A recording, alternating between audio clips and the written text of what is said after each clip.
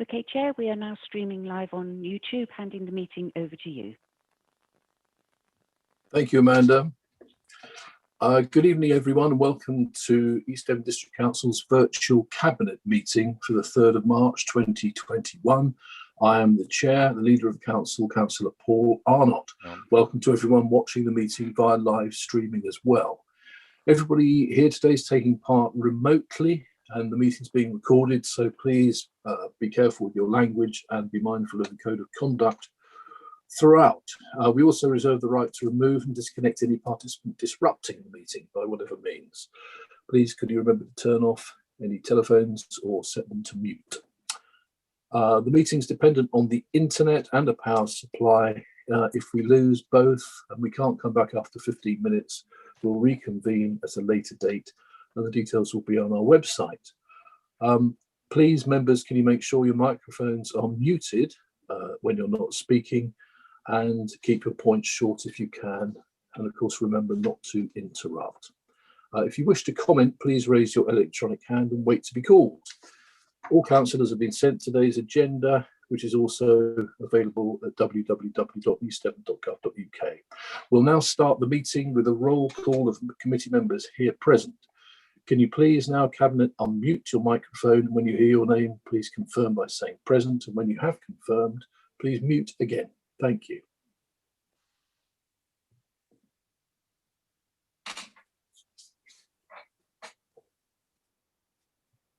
Thank you, Chair.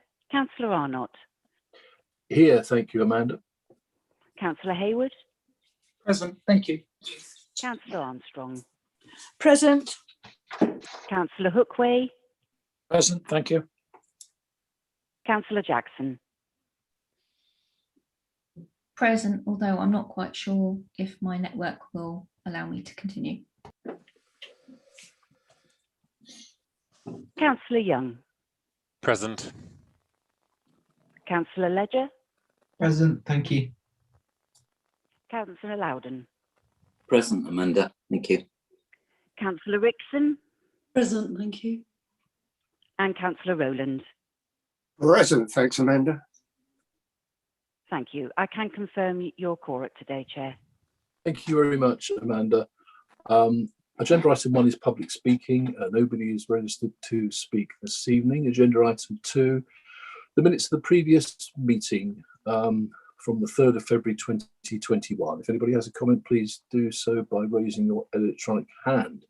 If I see no hands, I will take this as an indication that you all agree the minutes of the previous meeting. Just checking for hands. Nothing there. Okay, thank you very much. Then those minutes are agreed. Agenda item 3, apologies. We have an apology from outside the Cabinet, from Councillor Denise Bickley. Amanda, are we aware of any other people who wish to apologise this evening? No, I have no further apologies, Chair. Okay, thank you very much. Agenda item 4 is done by roll call by Amanda again for declarations of interest. Amanda, please. Thank you, Chair. Councillor Arnott. None, thank you. Councillor Hayward. Yes, thank you, Amanda. I have 4. Item 5, which is the late item to come for Cabinet. I am a director of Exeter Science Park Limited by virtue of my portfolio role. Agenda item 10, I am the treasurer to Newton Poppleford Plainfield Foundation, a registered charity who is a recipient of Community Building Fund from East Devon District Council. Item 12, I am the clerk to Newton Poppleford and Hertford Parish Council, a parish where there is a free of use car park, which the TAF considered. And items 15 and 16, which are both Cranbrook related, I have close family members who both live in Cranbrook and could be affected or benefit from the discussion. Thank you. Thank you, Councillor. Councillor Armstrong. None, thank you. Councillor Hookway. None, thank you. Councillor Jackson. None, thank you. Councillor Young. None. Councillor Ledger, None, thank you. Councillor Loudon. I think under item 19, Sidmouth and East Beach Beach Management Plan, I'm a member of the advisory group there, and I'm also a Sidmouth ward councillor, and part of my ward is affected by East Beach, which is covered by this beach management plan. Thank you. Okay, thank you. Sorry, can I just, Councillor Rickson. sorry, when we were declaring interest, can we make it clear whether they're personal or otherwise, please? Can we just, sorry, can I just get Councillor Loudon's personal interest and also Councillor Hayward, please? I'm not sure what it is, Henry. I'm not being difficult. Well, you don't have a financial interest in. You don't have. No, I don't have a financial interest in it. No. When you're giving, if we can make it clear what we're actually declaring, that'd be great. Thank you. Okay, apologies. And for Henry, so all Yep. 4 of mine are personal interests. Thank you. None of them, I have no pecuniary interest in any of them. Thank you. Sorry to interrupt. Councillor Rickson. Well, nothing apart from I've also been attending the beach management, but of course my ward does not actually abut the seafront, so presumably that precludes me from actually having a real interest other than as a councillor for the town and the district.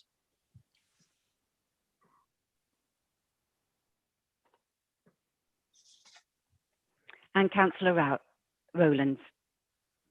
Thanks, Amanda. Yes, in connection with agenda item 5, in connection with Exeter Science Park Limited, as the portfolio holder for finance, I'm the shareholder representative on that limited company, so it's a personal interest. And that's position, you're holding that position on behalf of the council, aren't you? Correct. Yes. Thank you, councillors. Over to you, Chair. Okay, thank you, Amanda. I think, can I just refresh mine, just for the avoidance of doubt? Agenda item 8, the minutes of the Strata Joint Executive Committee. I chair that, but that's obviously as a in relation to my role as leader. And agenda item 9, Exmouth Queen Drive Delivery Group. I have also been chairing those meetings as well. But obviously those part of my duty as councillor. Thank you. Right, thank you very much for that. Agenda item 5 is a late item or matter of urgency, and it's the Exeter Science Park Limited, ESPL, a letter of comfort / support. I wonder if we can just ask our strategic lead for finance, Simon Davey, just to give us a few words on that, just to explain to, this has come through very late, which is no problem, but just to explain to anybody involved in this meeting what that's about. Simon?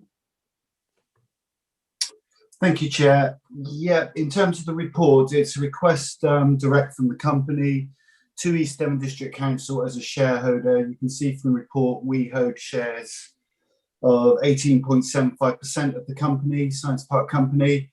Other shareholders are Devon County Council, Exeter City Council, and the University of Exeter. So all shareholders have been written to asking if we will sign, and they've given us a draft copy that's in the report, sign a letter of comfort, which will just help with their auditors in terms of signing off their accounts for 31st of March 2020. The nature of the Science Park Company gives it a negative balance sheet for a few years. That's expected and in line with their business plan. So there's no surprises there. But in order for some assurance that the shareholders accept that position and continue to support the company, that letter, it would help in terms of signing off the accounts. Okay, thank you for that very much, Simon. Any questions on that item, please? If so, please raise a whatever colour hand we are at the moment. If not, coming back into Cabinet, any questions on that? Cabinet, are we happy to agree that? Can I have a proposer and a seconder? I'm happy to propose. I've got lots of yellow hands, and I'm assuming it's to propose and second. So Councillor Jack Rowland, seconded by Councillor Dan Ledger, if that's okay. Do any of you wish to speak, though? Sorry, just in relation to those yellow hands. No, thank you, Chair. I think Simon Davey covered everything that I would say anyway. So thank you. Okay. Can we take a vote on that, please, then, Amanda?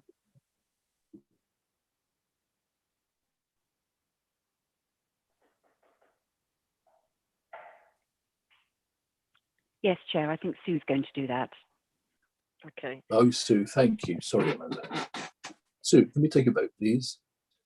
Chair, we've now got the ability to use the green ticks and red crosses. Oh, yes. Would you mind asking members to press their respective choice? Yes. With consummate irony, of course, my entire green tick, my personal green tick facility has disappeared.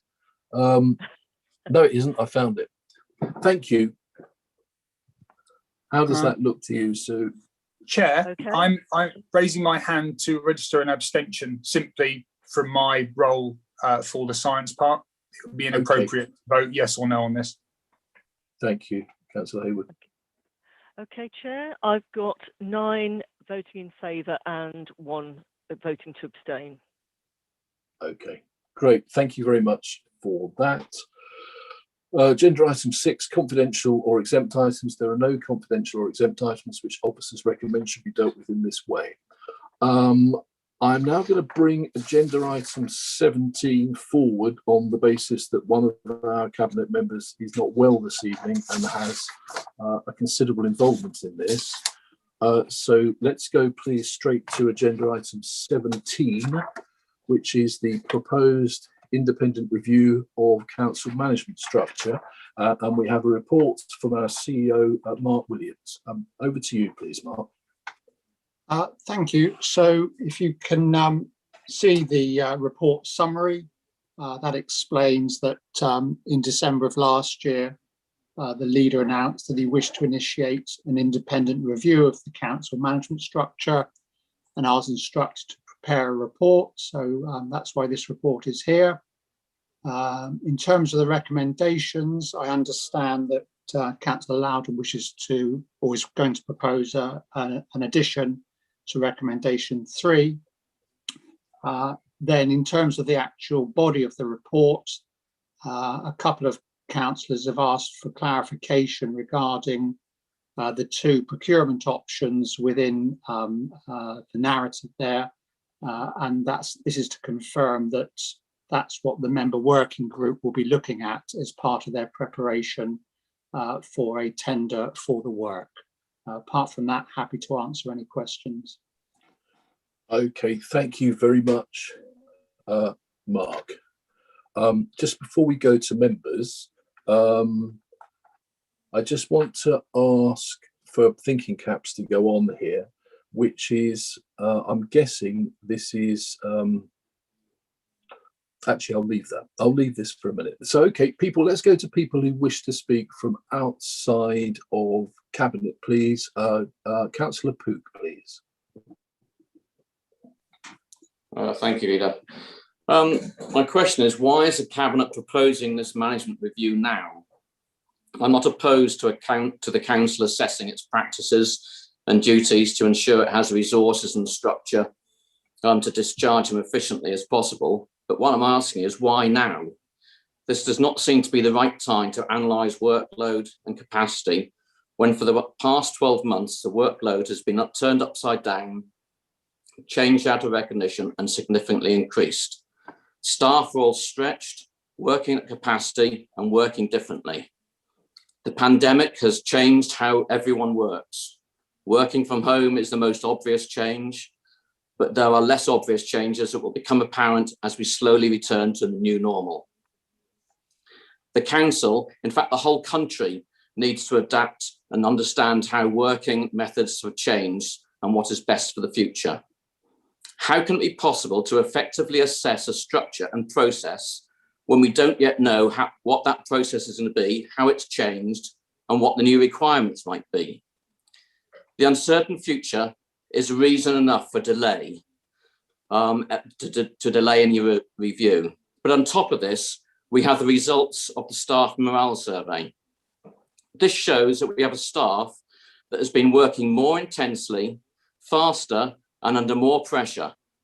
The most damaging part of the report, though, was that 17% felt they were bullied and mistreated, and mistreatment by the new political leadership specifically identified as one of the factors. This alone gives great concern and needs to be addressed. But to propose a management review at times of great change when staff are extraordinarily stressed is simply wrong. Who knows why it's now? It certainly doesn't seem logical given the current stresses and strains. Anecdotally or factually, we hear of breakdown of relationships between the leadership and the senior management team. Whatever the reason, this is not the time. Now we need support, stability, and unity.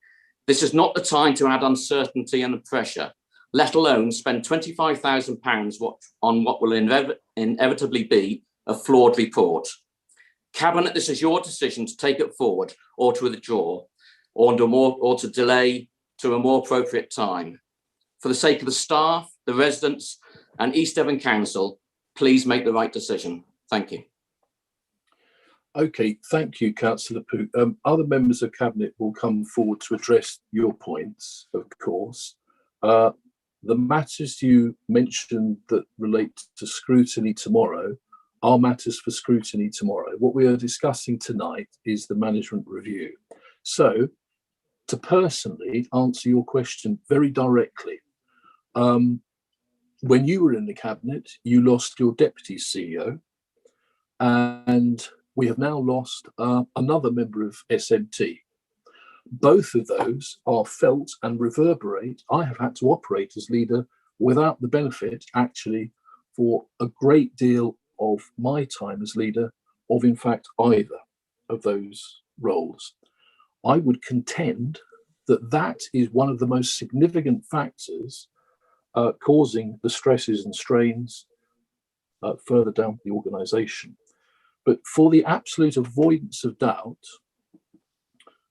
it is extremely worrying that this is being promoted somehow as something to destabilise staff or to reduce staffing numbers.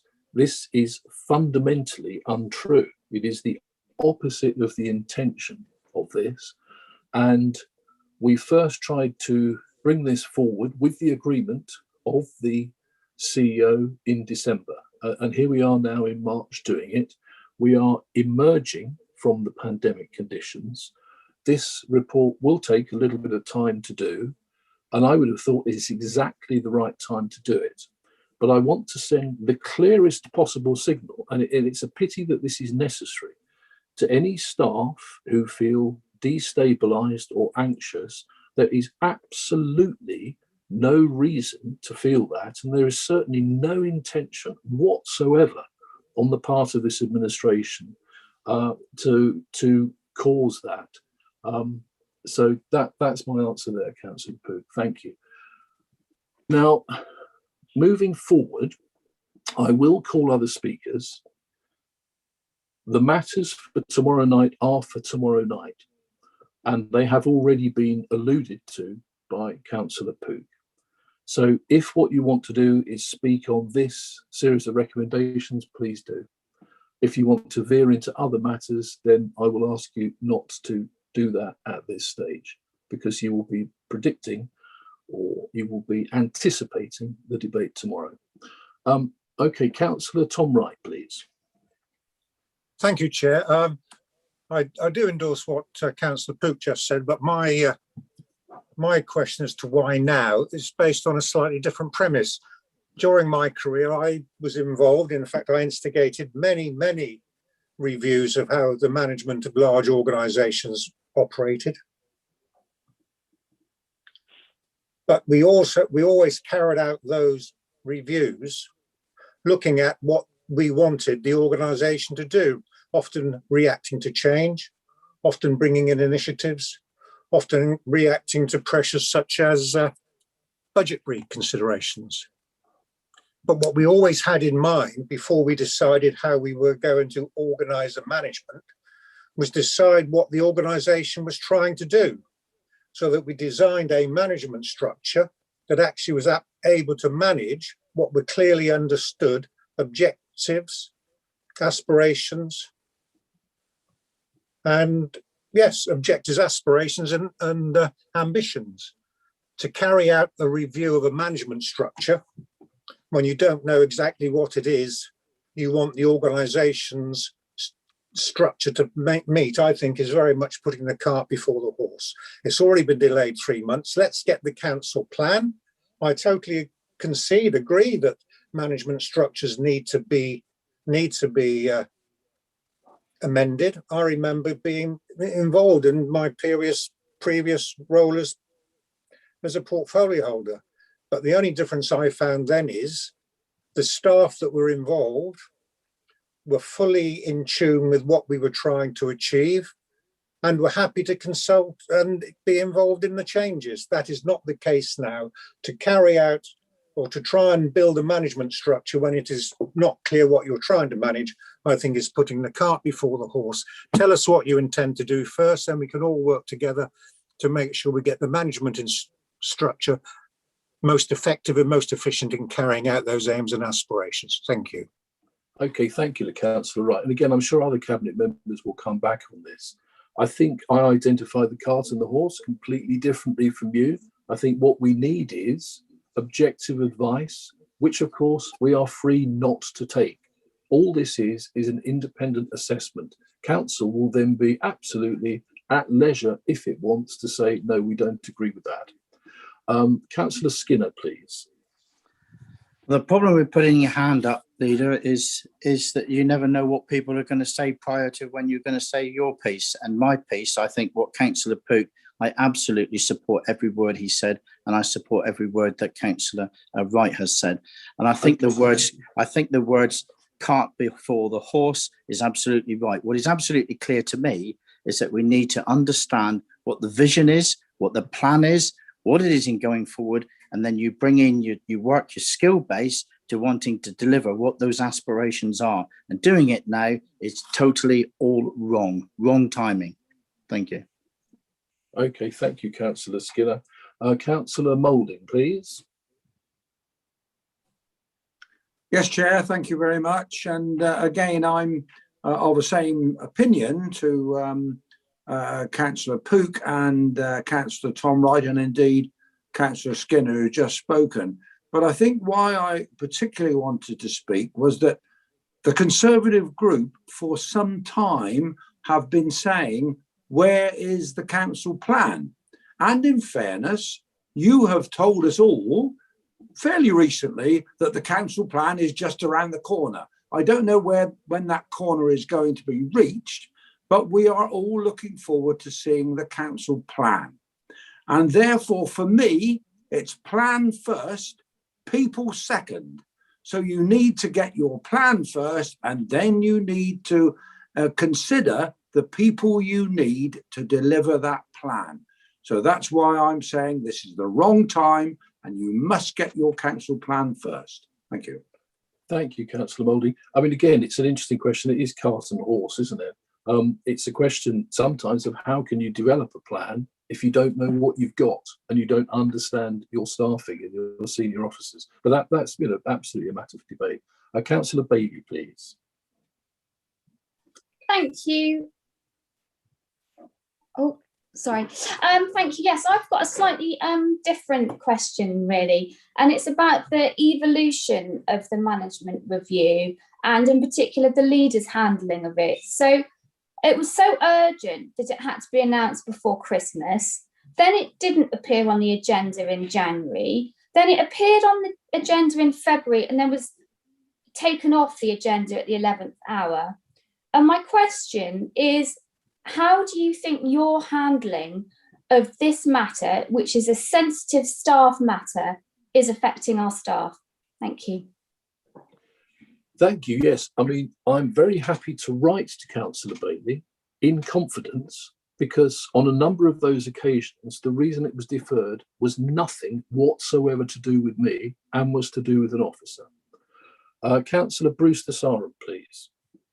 Good evening. Thank you very much, Chair. I just wanted to comment on, have we got data from other councils who have undertaken perhaps similar things, and within a time frame? Do you think that we've got the time frame, obviously, to the next election in 2023, given the fact that we've allocated the £25,000 budget? So I'm just concerned that we do, if we go ahead down this road, we do spend the money wisely and we get a report back as quickly as possible, but not missing out anything. And hopefully data from other councils could guide us on our journey. So thank you so much, Leader, and hopefully I'm very grateful to Councillor Desarn for that positive contribution, and I would imagine that any people independently advising us and advising the member working party would lead us down that path.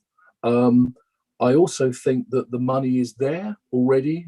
We have the transformation fund. I think it was something like somewhere between £1 and £1.3 million. There were very specific and defined actions that could be taken from that fund. So I think that the money is there to do this. In fact, I think this, even at £25,000, to my mind, I have to say that is an absolute maximum. We're being asked for up to £25,000 tonight. The money is there. Okay, thank you very much. No more yellow hands. Can we bring it back into, for Councillor Fabian King, please? Thank you, Chair. I'm sorry, I'm losing my buttons. Yes, I listening to what has just taken place, I think there's some positives out of it. And I'm not being cynical. I really do mean what I'm about to say, which is that, sorry, I've gone blind. There we are. Yes. Is that I think that most people are actually fiercely agreeing with the fact that we're in a state of flux, unnatural working conditions. We haven't had a transition to working from home. It's still in a state of flux because people are settling down, but they've got other pressures, huge pressures. We are, if we're lucky, we are going to be emerging in the next few months out of this into, as I think Councillor Pook, referred to as the new normal. At the same time, we've had people saying that it's the wrong time, we should wait for a plan, we should wait for this, it's not right now. But that's all to do with old school sequential planning. And I do endorse what the leader has just said, which is that we need to know how we are now. We've got some significant staff positions vacant. They are supposed to be closed, but we haven't quite got the repositioning sorted. We need concurrent planning so that we can come out of this state emerging with the foundations for a good plan for the chief executive to take forward, for him to formulate for the new conditions, because I don't think we're going to be returning to exactly what we had before. And I think we need to be equipped with a good view, well orchestrated, independent view of our current situation. So I do endorse it. Thank you. Thank you, Councillor King. I see no other hands raised from outside of Cabinet, so I'll come inside now, if I may, to Councillor Jack Rowland, please. Thank you. It's always difficult, whatever time it's proposed to carry out these types of reviews, but I really wanted to stress, from my point of view, how important it is to carry this out and to reassure members of the management team at the moment. I see this as actually doing our utmost to support the management team because of the very pressures that they've been going through over this past year. So I want to stress, really want to reassure them, this is not a cost-saving exercise. It is really to see what else we can do to support the existing management team because of the very pressures that Councillor Pook mentioned right at the very start of this debate.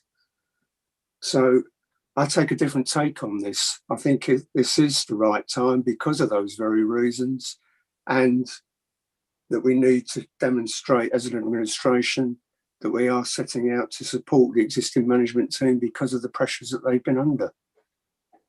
Thank you. Thank you, Councillor Rode. Councillor John Loudon, please. Thank you, Chair, and thank you for bringing it forward, this item forward on the agenda. Before I go into the points I wanted to make, I perhaps need to pick up a few of the points that other colleagues have made. So, you know, why review now if this isn't the right time? Well, the question I retort back to people is there is never the right time in any organisation to undertake a review, frankly. One can always find good reason why it should or shouldn't happen at a particular point in time. Councillor Moulding asked yet again about the council plan and when was it coming.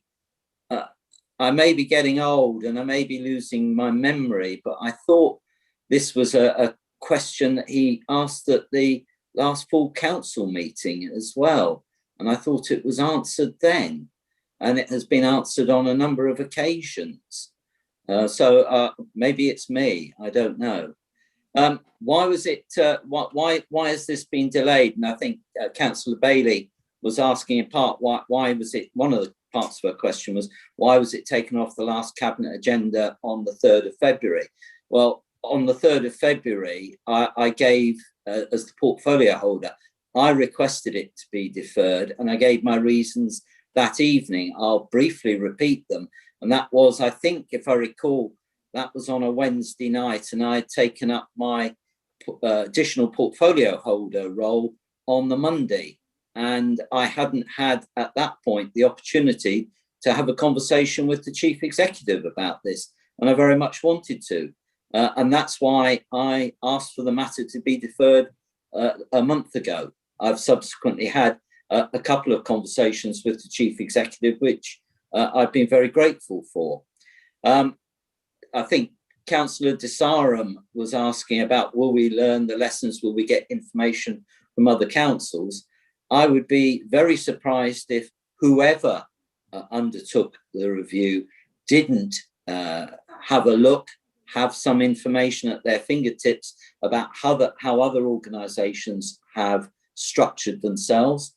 The chief executive is quite right. I want to make an additional recommendation to his recommendation 3, and that is amongst the other groupings, organisations that he has recommended should support the working group. I want to include the LGA, and I would have thought the LGA would be very well placed to be able to give that sort of reassurance to Councillor Desarum. So I'm sure he would support me in my request to amend the Chief Executive's report accordingly.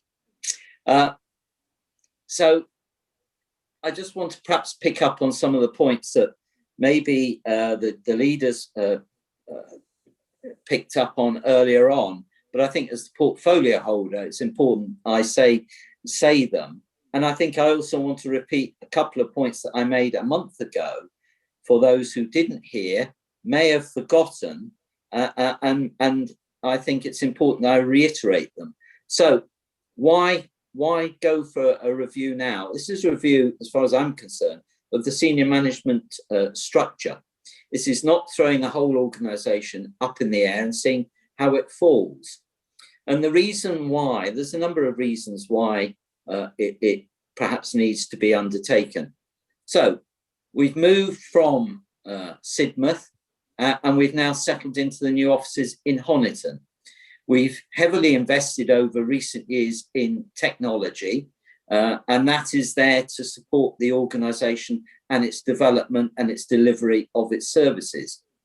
We've embedded greater working flexibility prior to a year ago when the COVID pandemic hit us.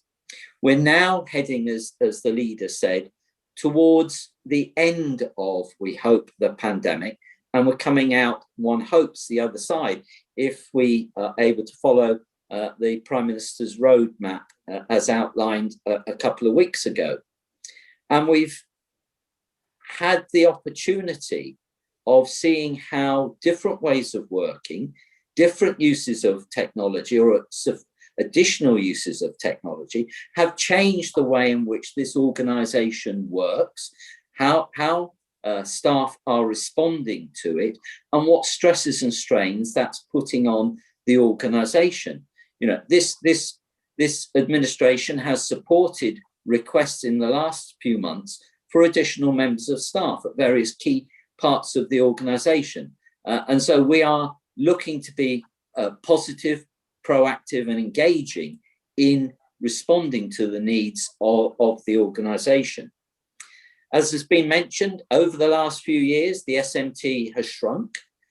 We've lost the Deputy Chief Executive, and I know that was an eventual planned outcome. But then recently, we also lost a member of the SMT, and I won't rehearse the debate that was held at full council only a month or so ago. And that in part, frankly, influenced my decision to request a deferment a month ago, because I knew that matter was coming up. I think it was a couple of days later, and it seemed to me that one couldn't speak freely about the management review whilst that matter was, if you like, sub judice at that time. And it has had an influence on my view about whether or not we ought to be looking to have a quick review of the management team structure. It's appropriate that we now take stock, we look forward, we see what the future needs of the organisation are, and we adapt if we need to. If we need to, it may be that the review says what you've got is fit for purpose, and this will see you through for the next 5, 7 years, whatever it is. But I think most importantly, I want to reiterate 2 parts of what I said a month ago. And Chair, I hope you will indulge me, because I think it's important. This is aimed at the management team. This is aimed at any member of staff who feels anxious. And so forgive me as I repeat that this review is not driven by a need or an intention to save money. It is it's not about making changes for change's sake. And it's about, as I've just said there, it's about taking the changes that have been reached over recent times and looking at positively taking them forward. And we are looking at an outcome that is not predetermined. There's plenty of rumours out there. There's a bit of stirring the mire, if we will, by certain members. But this is not a predetermined outcome. And it can't be, given the shape of the working group that the Chief Executive is recommending oversees the direction of travel of all of this. We need to look at what our future management structure ought to be as we leave the pandemic. I can't stress that enough. And we've got to build on the positives that we have seen come forward, and we have seen things happen in the way in which we work and the way in which we deliver services and the way in which people have adapted flexibly from one role to another. We never thought we would see this happen 2 years ago. So things are changing, and we've got to look at that and benefit from it. So I want to give the reassurances that the leader gave earlier on. And so finally, Chair, I would like to amend the Chief Executive's recommendation 3 by including the LGA in the 3 other groups that would support the working group that would oversee this review. Thank you, Chair. Thank you, Councillor Loudon, for that comprehensive, positive and accurate description of the state of play here. We're very grateful to you and your own experience in this, and for your working closely with the CEO on developing this in the last couple of weeks. Councillor Jeff Young, please. Thank you, Chair. Well, Councillor John Loudon has pretty well said everything I was going to say, so I totally endorse what Councillor John Loudon has said. I don't support the view that this is the wrong time. This is exactly the right time to plan for the new future. We're coming out of emergency. Our staff have worked really, really well over the last year, exceptionally well. And this is exactly the right time to review how we performed and to plan for the new future. I can't understand why it's not that obvious to other people. I'm sorry. Thank you, Councillor Young. Councillor Haywood, please. Thank you, Leader. Yeah, so we've just been through, or we're still in and coming out of a once in a century social and economic upheaval, similar compared to world wars or the last flu pandemic. And it is a time of change, time of flux. Coming back to 2 points that have been made, Councillor Pook asked, why now? In economic terms, the majority of, let's call them economic gurus concerned with how we come out of COVID are saying the time to act is now. It is the time to act. If we start in economic terms, waiting for things to manifest themselves and level out and see how consumers come back to the high street, if we wait till that to happen, we'll be 6 months behind. The time would have passed. So similarly, the time to act is now. Councillor Wright asked, what's the goal? What's the driver? Well, I'm looking here at the transformation strategy 2017 to 2022, and this covers strategic imperatives for this council. And each one of those, one to five, is something that we need to do. They're our goals as a council. But I'd like to add a sixth one to that, which is that our goal is to deliver exceptional services to the residents of East Devon. We're all public servants, whether we're officers or members, we are public servants. We don't run a commercial company. We have a duty. The elected members chose to stand. Officers, staff, they chose to work. They applied to East Devon to work here, knowing that we are a public authority delivering public services. We don't have shareholders. We're doing it for the public good. In terms of the timing, yes, this is a recommendation that the working party will consider. It will consider the terms of reference. It will consider the tender process, the procurement process. That in itself is a lengthy process. We could be months down the road, 3 months. COVID could be long over. We could all be sunning ourselves on the Algarve by the time we actually get to the point of creating and allowing the review to be done. Things will have moved on. As Councillor King says, these things don't have to be done consecutively. They can be done concurrently. That's the difference. Finally, I'd like to say, as Councillor Wright alluded to, I've done this myself. I've been involved in reviews in a commercial capacity. And so in 2002, I undertook a review of an entire logistics company. And at the time, I had staff coming to me at tea break and at lunch break, some in tears because they worried. Sorry, I'm just wondering. No, yeah.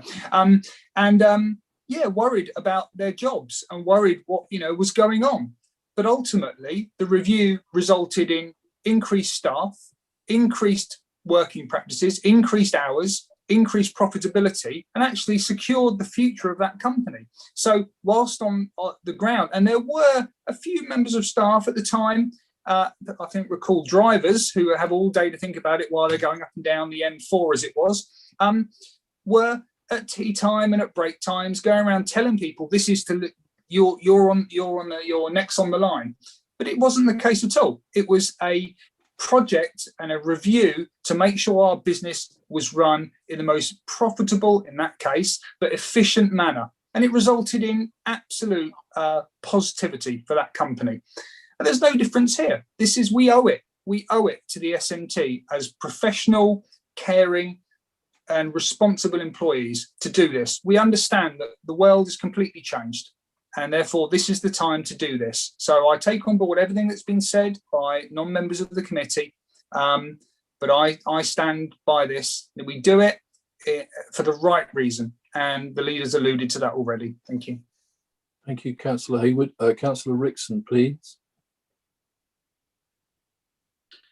Yes, I would just like to agree with fellow cabinet members.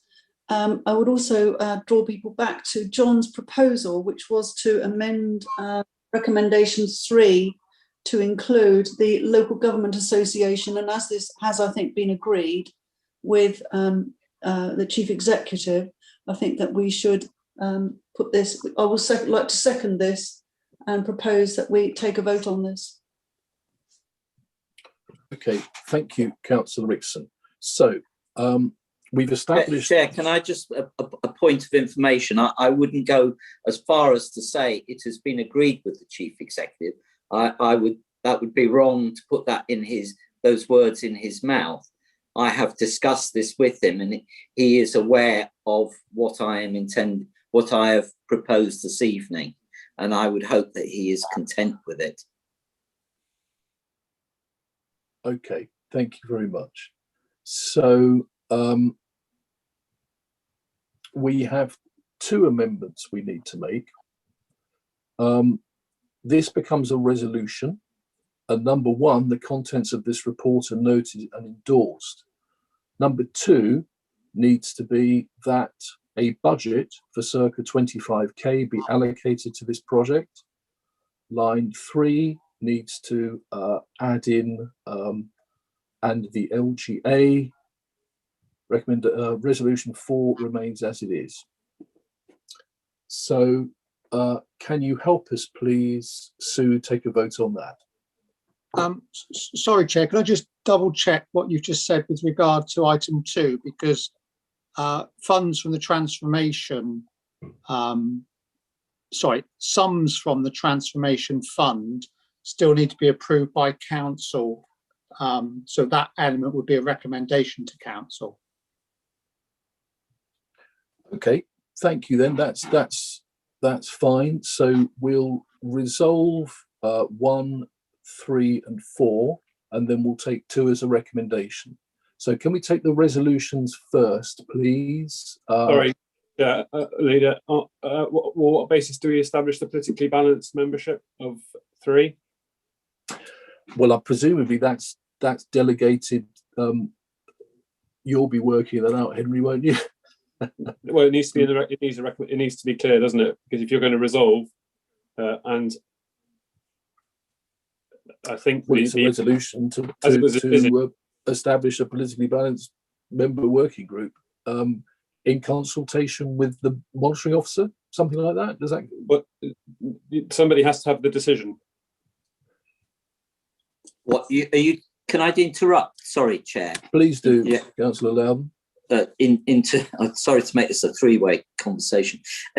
Henry, am I understanding you correctly to say you're looking for a number? No.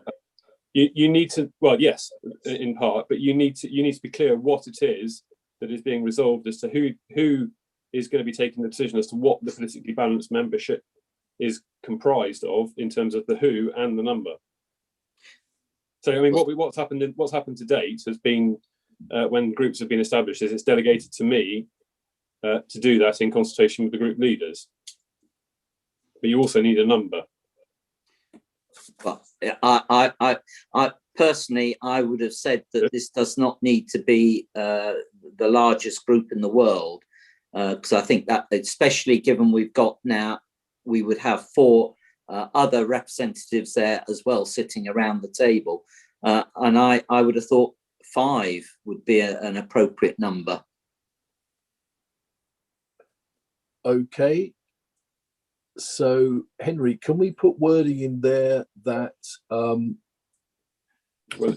as you suggested, that delegates this to you as per the usual form, and that the number is identified as 5? Well, you're going to struggle to politically balance that. What number do we get to? 7? Well, 10 has been what we've normally gone for for ease of numbers. I mean, you can go for any number, can't you? It's just how easily you can make it balance. That's the problem. So what's the best number to balance? Well, we had gone for 10, but that was prior to the recent set of changes. So I would have thought 7 or 10 would be your better option to make it more balanced. Okay, let's go for 7 then.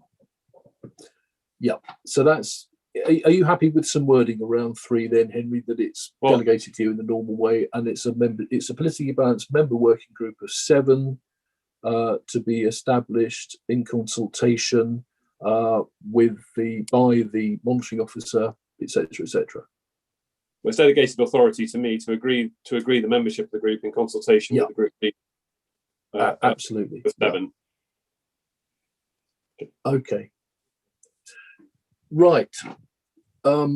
Members of Cabinet, do we understand what those resolutions are then? That the contents of this report noted and endorsed, that a politically balanced member working group of 7 be established by, with the appropriate wording, by the monitoring, or delegated to the monitoring officer to oversee an input, etc., etc., etc., and that we add LGA at the end after unison, and then resolution 4 is as it is, that the CEO take all necessary steps to progress this project in consultation with that working group. Sue, can we go to a vote on that, please? Yes. Can I invite members to use their green ticks and red crosses, please, for the first recommendation? These are the 3. This is number 1, number 3, and number 4. Sue, is it? Yes. Yeah. These are resolutions, okay? Resolution. You don't need to split them. Oh. No. Oh, sorry. It will be picked up in the minutes as to the onward recommendation to council, but it's one vote whether you agree what's put forward. So we're resolving 1, 3, and 4, and the recommendation in 2. That's a good idea. Okay. I thought it would be okay. One vote. Okay. So resolution 1, 3, and 4, and recommendation 2. That's correct, Henry, is it? Yes. Okay. Thank you. Thanks, Sue. Okay. Could members vote now, please?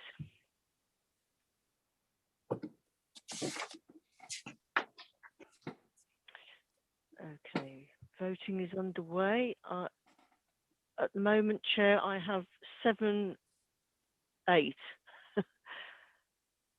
8 members voting in favour.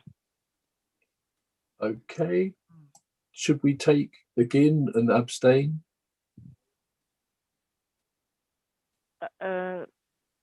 Okay. Yep. Are any members intending to vote against? If they could use their red cross.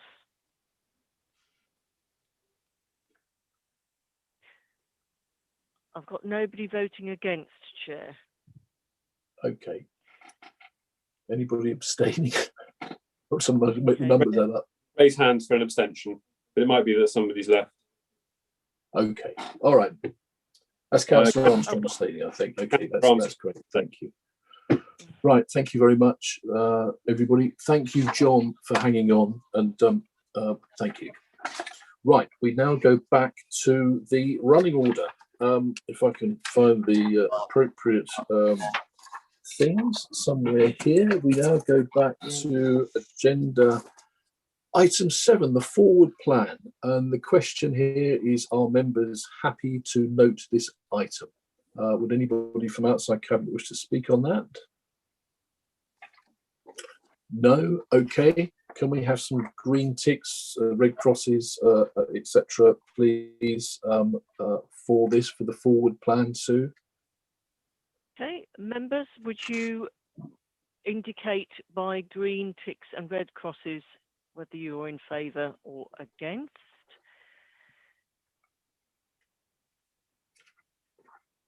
Chair, I have 8 votes in favour and none against. Okay, lovely. Thank you very much indeed. Agenda item 8 are the minutes of the Strata Joint Executive Committee held on the 25th of January 2021.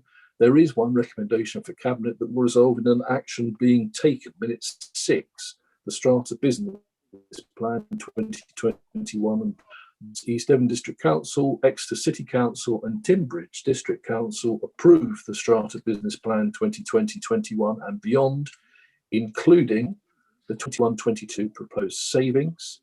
2, the hardware budgets being returned to East Devon District Council and Tinbridge District Council. 3, appointment of a data analyst post. 4, benchmarking to be undertaken by SOCITM. And 5, the mechanism for work prioritisation.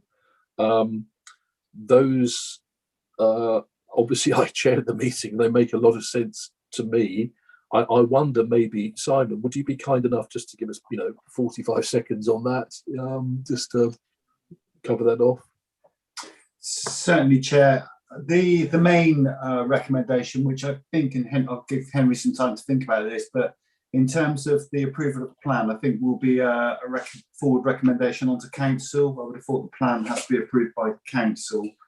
That's the main element within the recommendation there. The 1 to 5 follows through in terms of when the plan was presented, a savings figure was included, and then it was put to all 3 councils present, the particular items following in terms of how they wanted actions to be taken, and it was unanimous in terms of how it's being presented here to Cabinet in terms of each authority wanted to take the proposed savings. Hardware budgets returned is a very minor item in that hardware budgets, when strata were formed, were passed over to them. It now becomes quite difficult in terms of when authorities make decisions about purchase of hardware for strata to make that decision, so they pass them back to the individual authorities to make that choice themselves. It was seen very important for each authority in terms of the appointment of a data analyst post within each authority, which we've all agreed in our budgets, but it wasn't felt. No, that was sorry. So the appointment of a data analyst post was agreed, and that links in with the work that's being undertaken by all 3 authorities. So the expertise will be with strata to provide the data needed to provide dashboards for each of the 3 authorities. That was agreed by all 3. SOCITM is a body in terms of expertise in IT, and seen as a body that does benchmarking. So it was a keen that all 3 authorities wanted to just double check the costs of strata, benchmark that against best practice, and just give reassurance to the 3 authorities the money we were paying looked right, or was good value for money. And the final one was in connection with, in terms of the work that comes to strata for all 3 authorities to do, in terms of how we prioritise that work, was considered in detail. And again, all 3 authorities agreed to the mechanism of how projects would be agreed going forward. I hope that helps, Chair. That's really excellent. Thank you, Simon, very much for that. Members, anybody from outside of Cabinet wish to make any comment, ask any questions? I can't see any hands. Cabinet, are we happy to note these minutes? If so, can you do the green crosses and the green ticks and the red crosses, etc.? And Sue, can you count, please? Yes, of course. Thank you.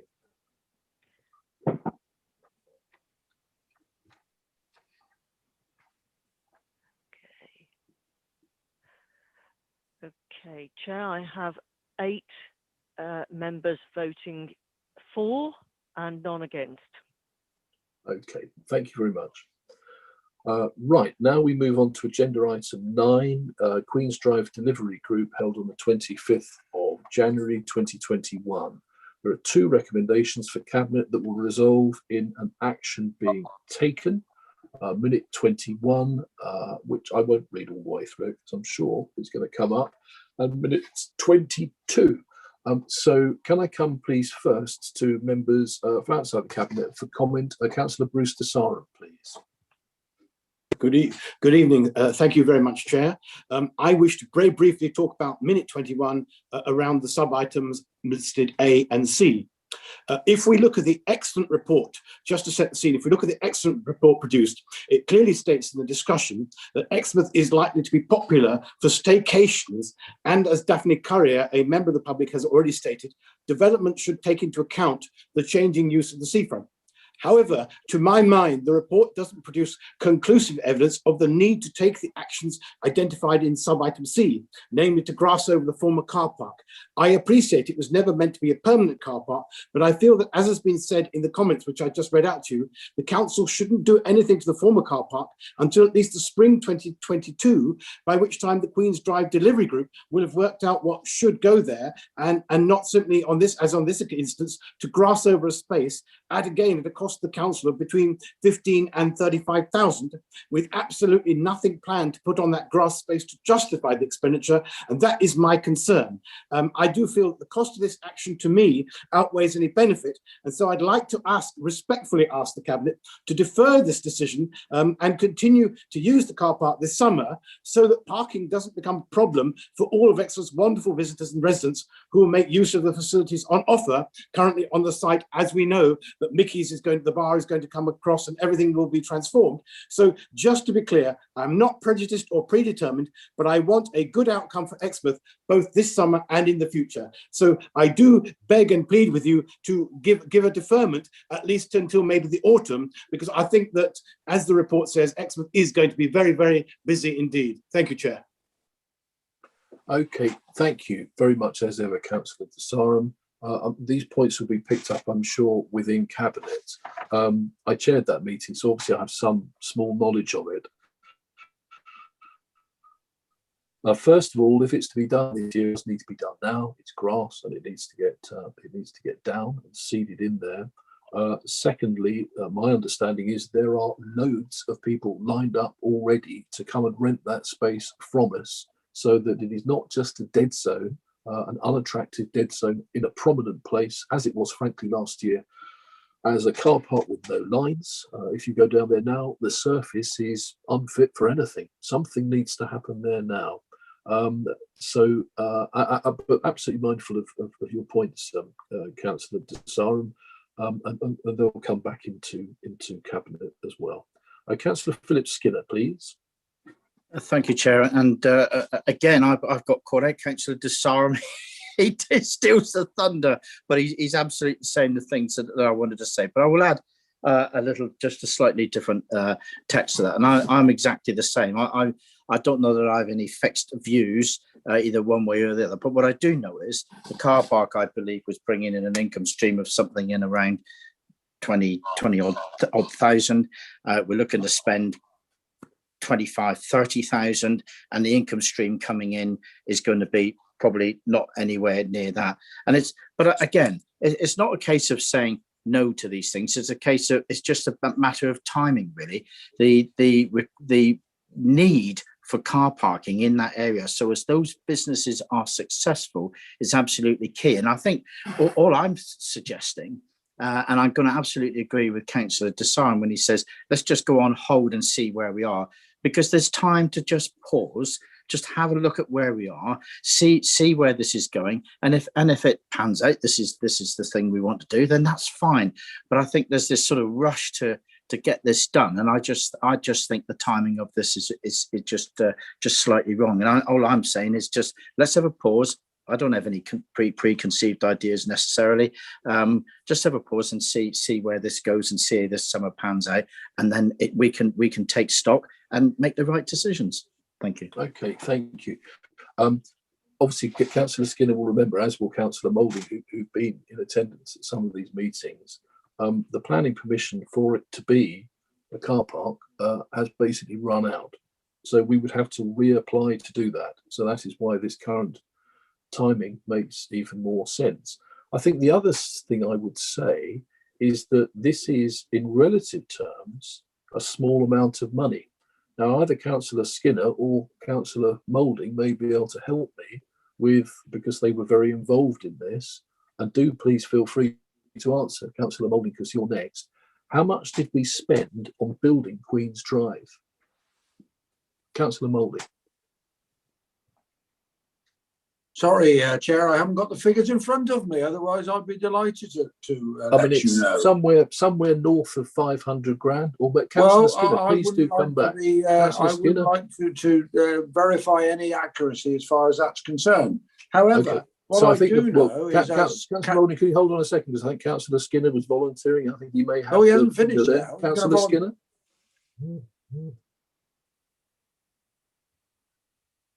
Sorry, I don't want to get into where Councillor Moulding was speaking, and it's not for me to jump in front of that. But if you're going to give me the floor, when you're saying Queen's Drive, are you speaking specifically about the road, or are you The speaking road. specifically How much about the did road? this council invest from its own funds in the road? I believe the figure, I stand to be corrected, but I believe the figure was somewhere in the region of about 700,000, 800,000, something like that. Okay, thank you very much, Councillor. I'm sure, Chair, if you don't mind, if I'm sure Mr. Davey would have the figure at hand. Would you know, Mr. Davey, what the figure was for the cost of the road? I'm not going to put Councillor Davey on Mr. Davey on the spot. He's not a councillor. He's not a councillor. He's an officer. There is no reason for him to be put on the spot. I just remember your role in this. Councillor Moulding, please. Yes, what I was obviously concerned about, as I think Councillor Skinner alluded to, was that the loss of revenue from car parking in the first instance, and that there is no final decision on what any of this area should be used for, and to spend money on putting grass down, now putting seed down. Now, I seeded my lawn last spring. And I wouldn't want lots of people walking around on that new verdant grass even now. And that's with a decent summer. Now, you can't guarantee that if you seed that area, presumably now in the spring, in the not too distant future, is that going to be really fit enough for people to chase around on, play volleyball on, or whatever it is we've got planned?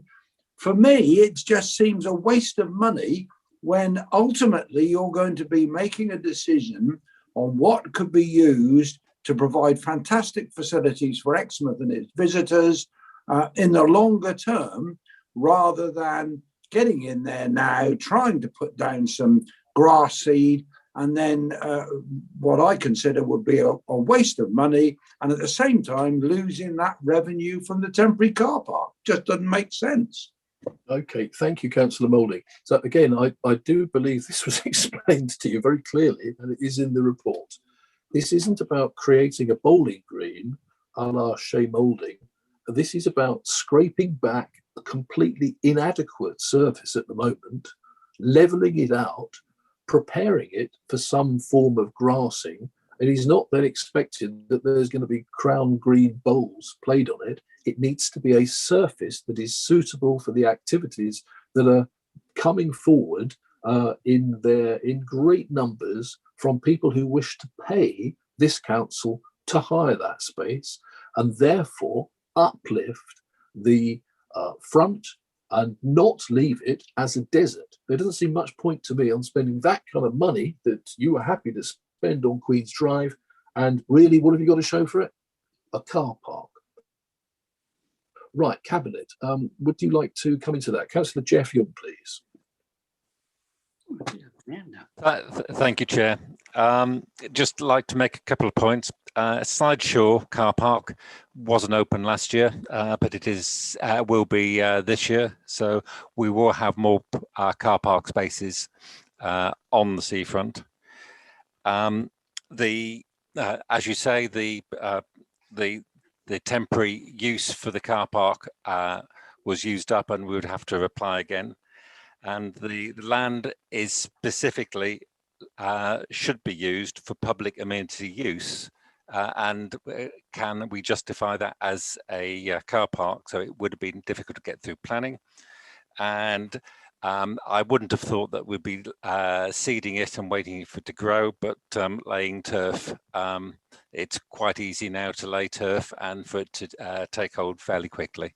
So it is quite a balanced decision, but I think we have to take the decision that we should put it over to the public amenity use that it is supposed to be for. Thank you.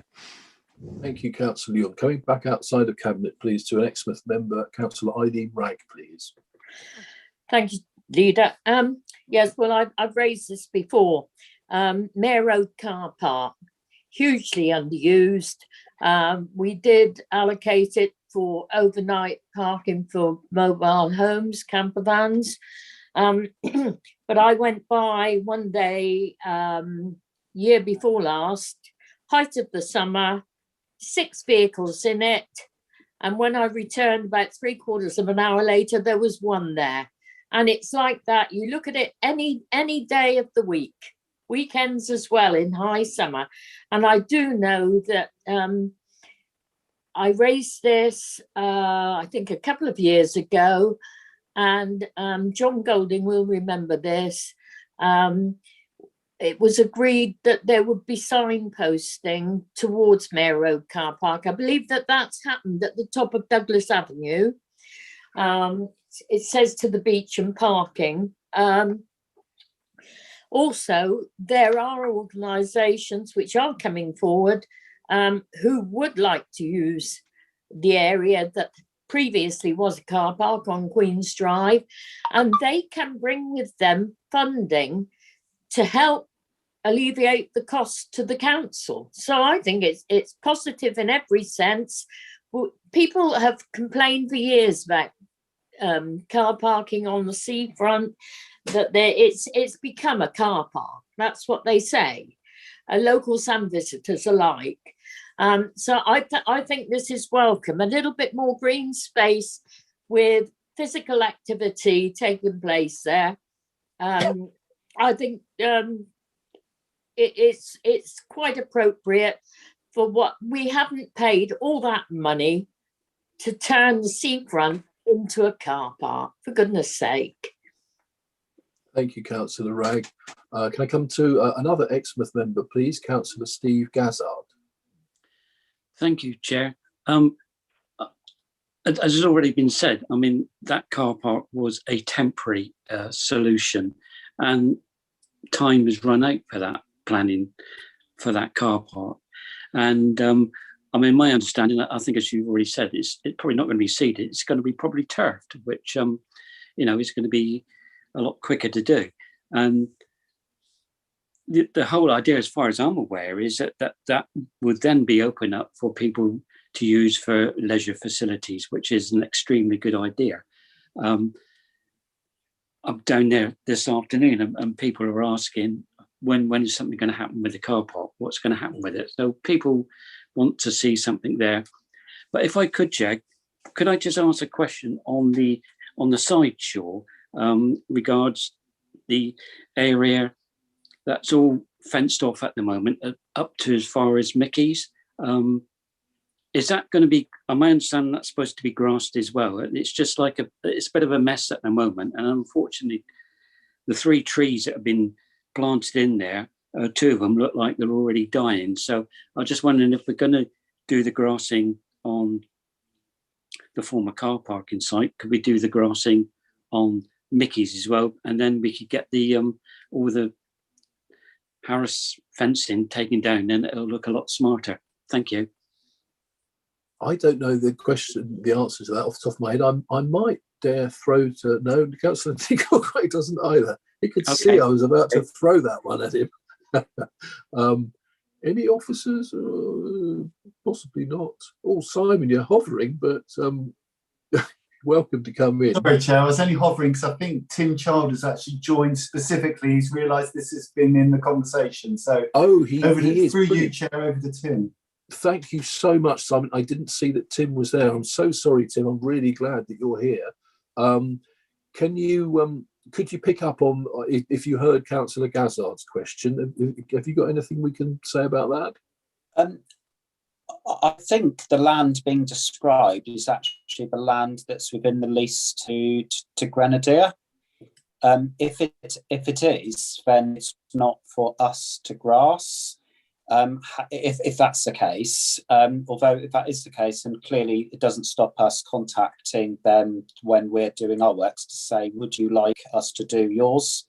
and we'll obviously recover the share of the cost. But that's based on the assumption that it is their land, not our land. Thank you so much, Tim. I'm absolutely delighted you're there, and forgive me that I didn't realise you were. Can I just ask a question, maybe, which is that moving forward, are we feeling reasonably optimistic that there will be people coming forward to wish to use that space this summer? Yeah. Yes. So I can answer. Yes. Sorry. Sorry, So, Tim, carry on, please. Yeah. Okay, I think Councillor Hookway will be coming after me, but yes. So we on the former car park site, we are looking at fitness classes, fitness type uses. So that's the uses that we're proposing. Our events officer, Angela Gordon-Lennox, has already done some degree of canvassing to sense interest, and there is lots of interest. But it will be later in the season, once we come out of lockdown, once we have a planning consent in place, and obviously the grass is taken. Okay, right, excellent. Thank you very much for that, Tim. So coming back now into Cabinet, can I come to Councillor Nick Hookway, please? Yes, thank you, Leader, and also thanks to Tim Child for his comments as well. Yes, yeah, the delivery group has thought long and hard about this, and there are a number of points which other members have mentioned. The land has been designated for leisure and recreation, and it was felt important that we support the visitor economy because we need attractions on that site. There are some very nice developments there, but it also needs to have some attractions to keep people on site spending their money. There has been interest generated within local businesses, and I'm pleased to say that we do appear to be appealing to local businesses, and I think that's important that we support them. The planning permission has run out. The surface is extremely uneven. It consists of hardcore, and there's also an area where there are the foundations of the previous building there, the former drill hall model railway that was demolished at one time by the previous administration. People have mentioned lockdown. We are not yet out of lockdown. We are going to have events on that site that are going to have to be socially distanced, and I think it's important that there is a suitable surface there, and grass seems to be the obvious one that we can put in fairly quickly. I'd also like to remind members of minute 21D, where the delivery group has asked that further signage has been placed so that motorists, if they do come down to the area and have a difficulty parking, they are signed and pointed towards the Mayor Road car park, which would cover the point that Councillor Ragg raised. Okay, and of course, Sideshore will now be open, and that will take up some of the parking as well. Thank you, Leader. Thank you. Thank you very much, Councillor Hookway. Councillor Jack Rowland, please. Thank you, Leader. I think Nick Hookway, as Councillor Hookway has just said, covered a number of points, and one of the points I wanted to make was about the surface of the existing car park is really not fit for purpose. Probably from everything that Nick Hookway has just said, I fully support what's proposed. Thank you. Okay, thank you very much, Jack. I feel we need to cover minute 22 as well, which is Queen's Drive resourcing, particularly since we're lucky enough to have Tim here. And I think it needs to be stressed that this is resourcing that is also available for other place and prosperity based projects in Exmouth, to include Queen's Drive. So I suppose I should, yes, Councillor Moulding then, let's bring you in on that one. Yes, Chair, thank you for that. I'm very much in favour of extending our research and and the way forward, not just for Queen's Drive, but for other projects in Exmouth, which of course was the intention of the original Regeneration Project Board. And so I'm, yes, very much in favour of that. What concerns me, and I find it quite a difficult one to answer, really, is why we've decided that we need to spend 200,000 on bringing in new officers when there were existing officers already doing a good job carrying out the work of the Exmouth Regeneration Project, moving forward with all the works that have been done.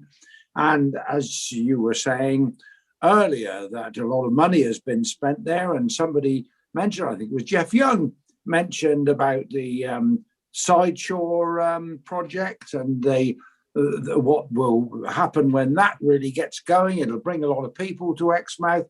And of course, the money that was invested in Queen's Drive, if we hadn't invested that money in Queen's Drive, you wouldn't have had Sideshore. And therefore, I think that's a good thing. But it just concerns me that officers who have been carrying out a great deal of work on that project in Exmouth are now being moved away, and we're going to spend £200,000 on bringing some new officers in. That's an operational matter, Councillor Moulding, so I can't help you there. I don't think anybody can. That's a decision that's been suggested and put forward by officers, hasn't been instigated by anybody else.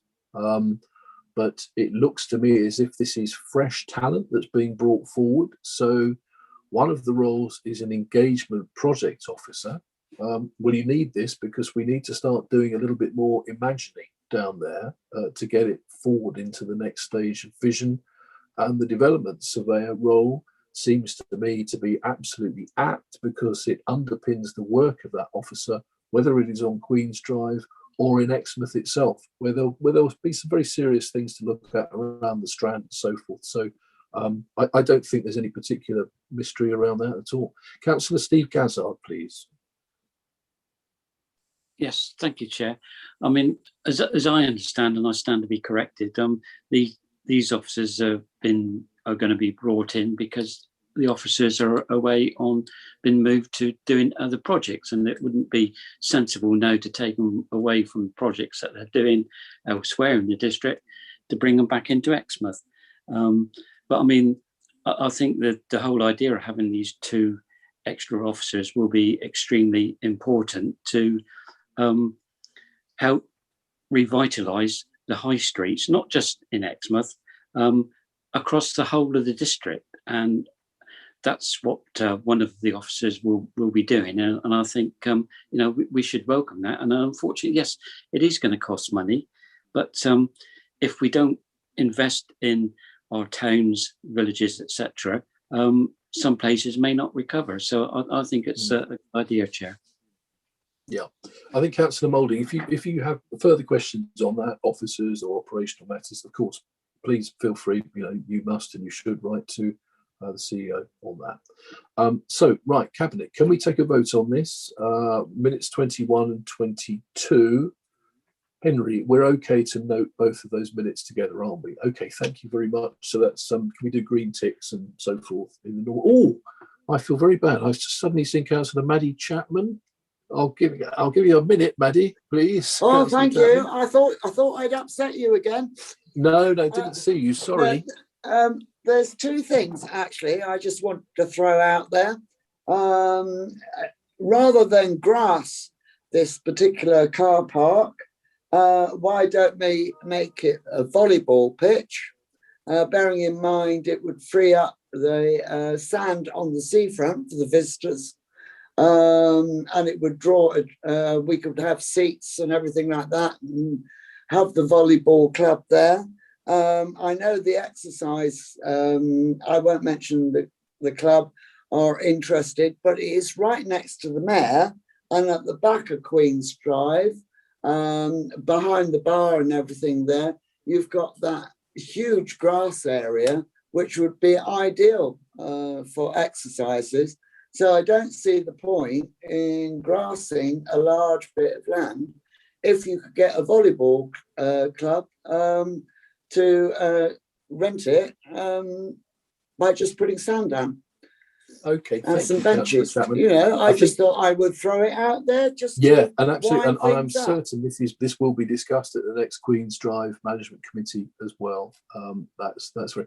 I've got a yellow hand for Councillor Ledger. Terribly sorry, Cabinet, to do this. Councillor Ledger. Sorry, no, I was just going to repeat what you just said, Chair, that it's on the agenda for the next meeting. It's just been released this evening. So we're getting a presentation on beach volleyball at the next Queen Drive meeting. Absolutely. Brilliant. Thank you very much. Right, Cabinet, so sorry. Can we go back now to the green ticks for yes, the red crosses for no, etc. Thank you. Ooh, where's my...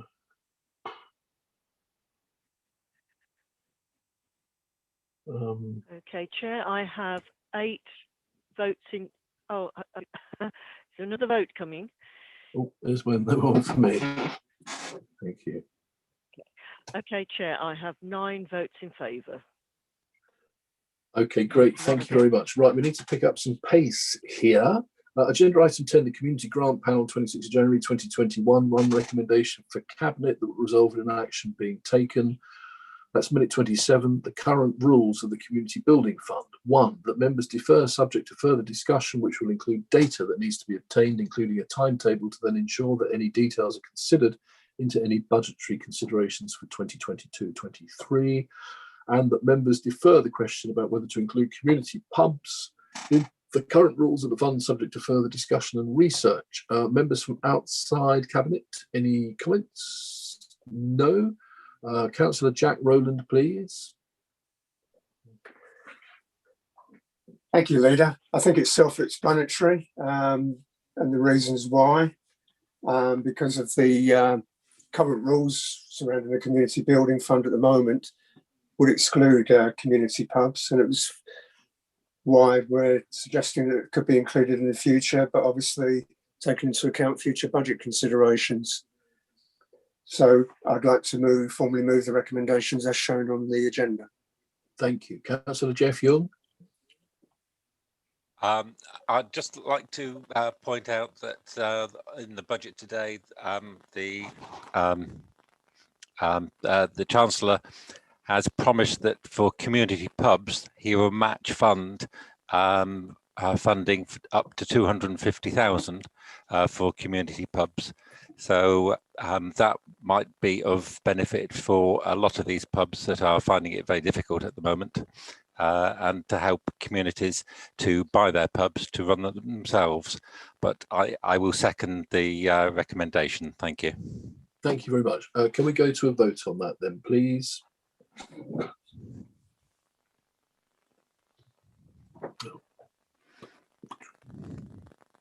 Oh.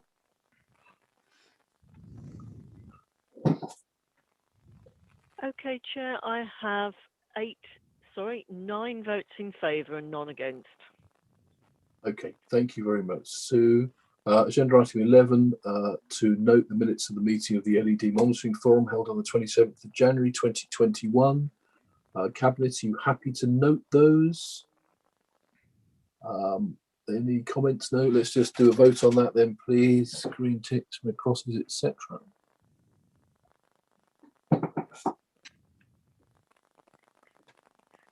Okay, Chair, I have 9 votes in favour. Okay, thank you very much. Sue, very much for that. Right, now we come to agenda item 12. The minutes of the car parking task and finish from 2nd of February 2021. This is all getting a bit complex, isn't it? Who exactly is controlling what's going on with various aspects of car parking? Is it council? Is it cabinet?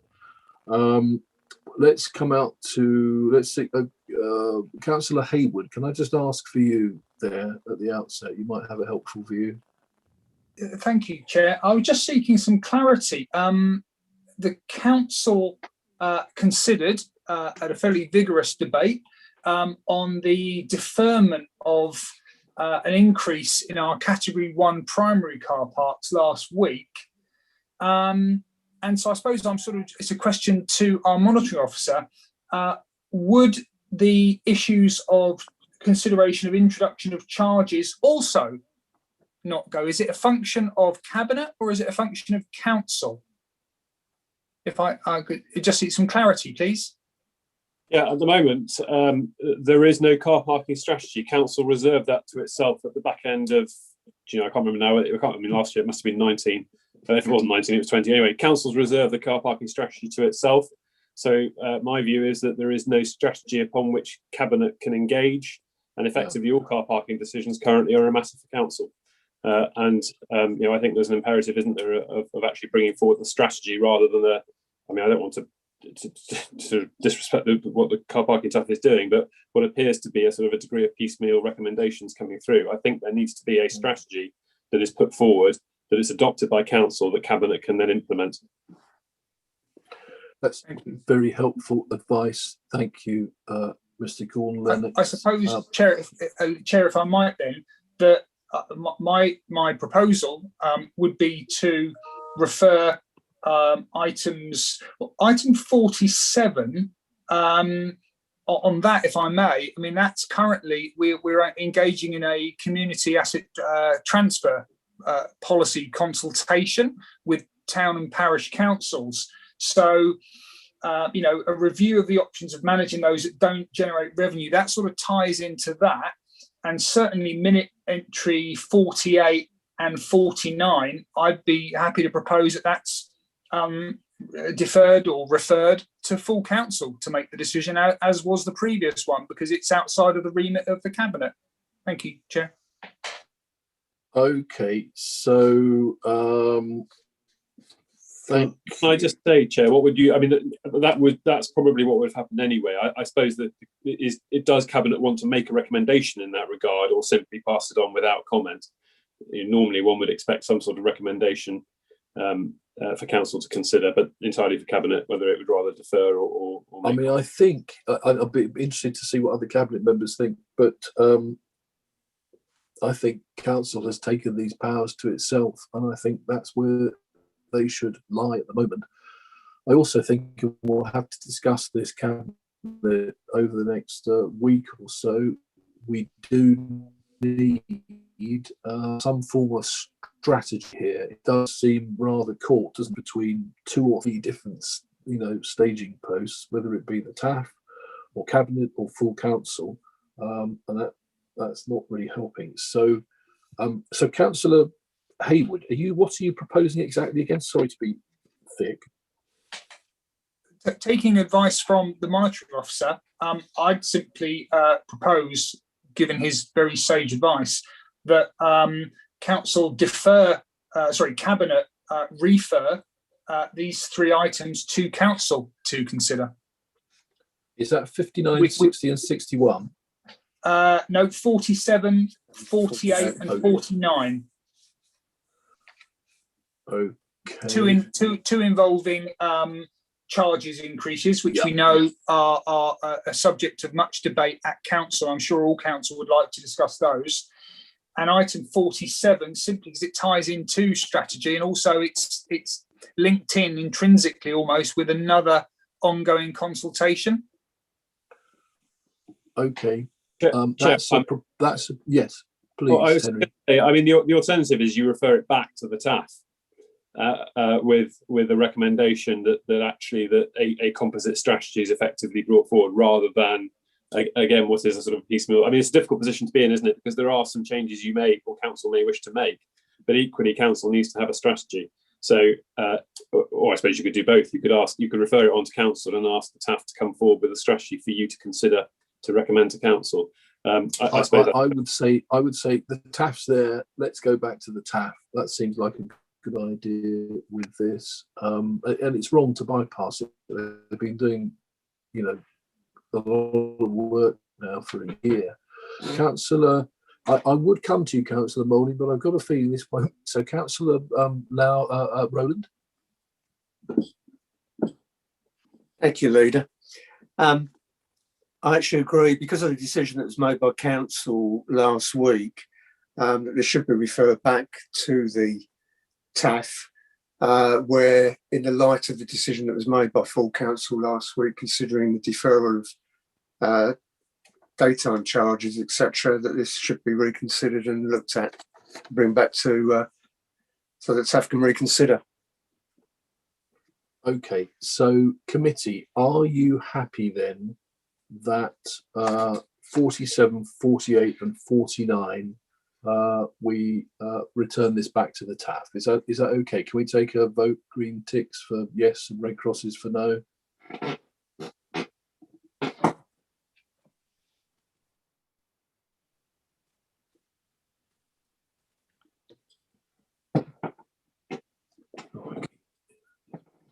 Okay, Chair, I have 8 votes in favour. Okay, thank you very much for that. Let us go then onwards and upwards to agenda item 13, the minutes of the car parking task and finish form, the 11th of February 2021. There are 3 recommendations: minute 59, minute 60 and minute 61. So again, I don't know, Councillor Hayward, can I just ask you, does this go along the same or similar lines in part, or what do you feel? If I may, Chair, so item 59 is specifically related to climate change declaration. And this isn't really about charges. I appreciate it's all part of strategy.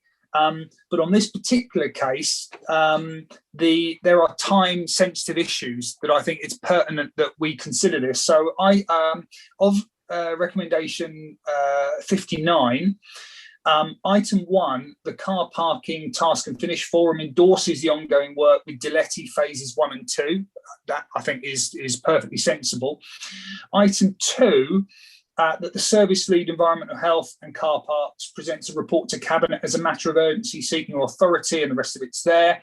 The only correction there, I think there might be a slight typo, that where it says operate up to 20 rapid charging units, I think that should be 30 in the interest of veracity for this recommendation. Certainly that's my understanding in consultation with Mr. Ennis.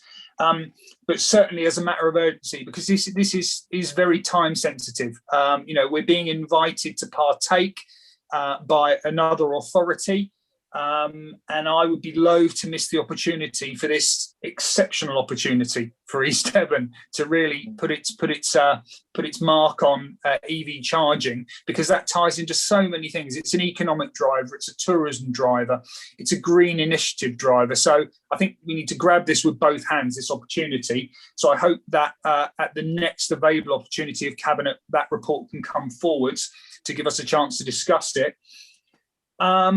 And perhaps I'll leave it for other members to consider the relevance of item 3. I know there is some consternation about item 3, simply due to the viability of it or the feasibility. But in terms of moving on, so item 60, I have no problems with that at all. And item 61, certainly, again, I would be happy to move those recommendations, because they're not about costs that need to be raised or revenue. It's a theoretical discussion. We're simply asking officers and members to go and consult about what we can do.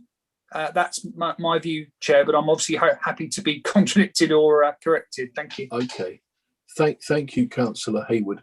So we don't have the report tonight to act on 59, but we can move forward with that. But what you're saying is we need to arrange a cabinet really quite urgently in order to receive a report on that. So I would suggest that should be this time next week, because that is a major and serious opportunity for this council in both its green agenda and its tourism agenda. And I'm interested to hear what cabinet think about item 3 under minute 59. I think I'm not sure that seems to be absolutely possible at the moment. Councillor Marianne Rickson, please. Thank you, Leader. I think actually item 3, I think there was a bit of controversy about this, because I think it's not stated what was agreed, I think, in the TAF. I believe that there are quite a multitude of bike charging points, and so I think this might be very difficult to achieve. I think it was more the e-bike rental scheme which was being considered, I believe, but I could stand to be corrected by someone else. Okay, Councillor Jack Rowland, please. Thanks, Leader. Specifically in connection with that point 3, as I understand it, because with the electric bike charging points, there isn't a universal connection that's available. So each manufacturer has different connection points. So I really don't think that would be feasible to proceed. So I'd actually suggest that 3 should read with the omission of that part. So that it reads that Cabinet also approved that EDDC should investigate the provision of an e-bike rental scheme. Okay, do we have a seconder for that amended recommendation? Chair, I'm sorry to burst in. I think Councillor Jackson might have a hand up. He's an icon. I can't see. It's terrible, isn't it? Oh yes, it's a faded, strangely. Right, Councillor Jackson, please. Sorry, Sarah. Thank you, Chair. Yeah, I had comments on some other items, but didn't get the opportunity to speak. Yeah, I mean, I have no real issue with the issue around e-bike charging staying in there for research purposes. Effectively, that may give us intelligence on where we might want to go in the future with it.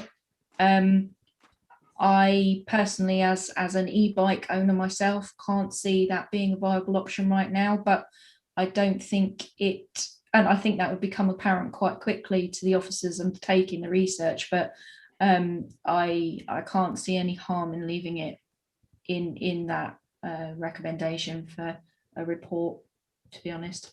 Thank you. Is that as amended by Councillor Rowland, Councillor Jackson?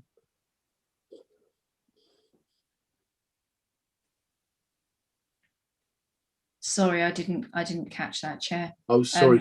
I must apologise. I thought you. I'm really just saying that I see no problem with it as it's written in the minutes.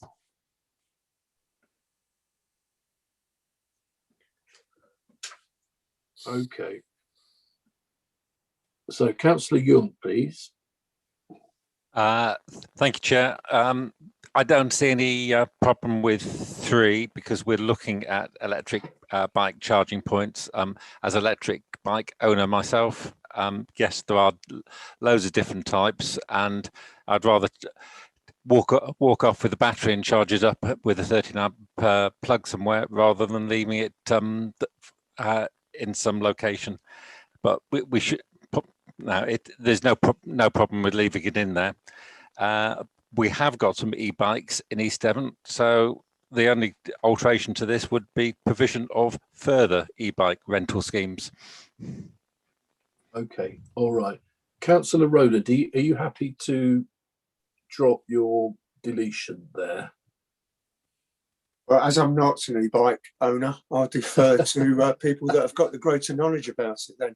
I just thought it was a way of saving officer investigation time, but I accept what's being said, so I withdraw. Okay, much appreciated. Right, okay, so can we then, Cabinet, go to note minutes 59, 60 and 61, please, using... So can I just check for 61, minute 60.1 there?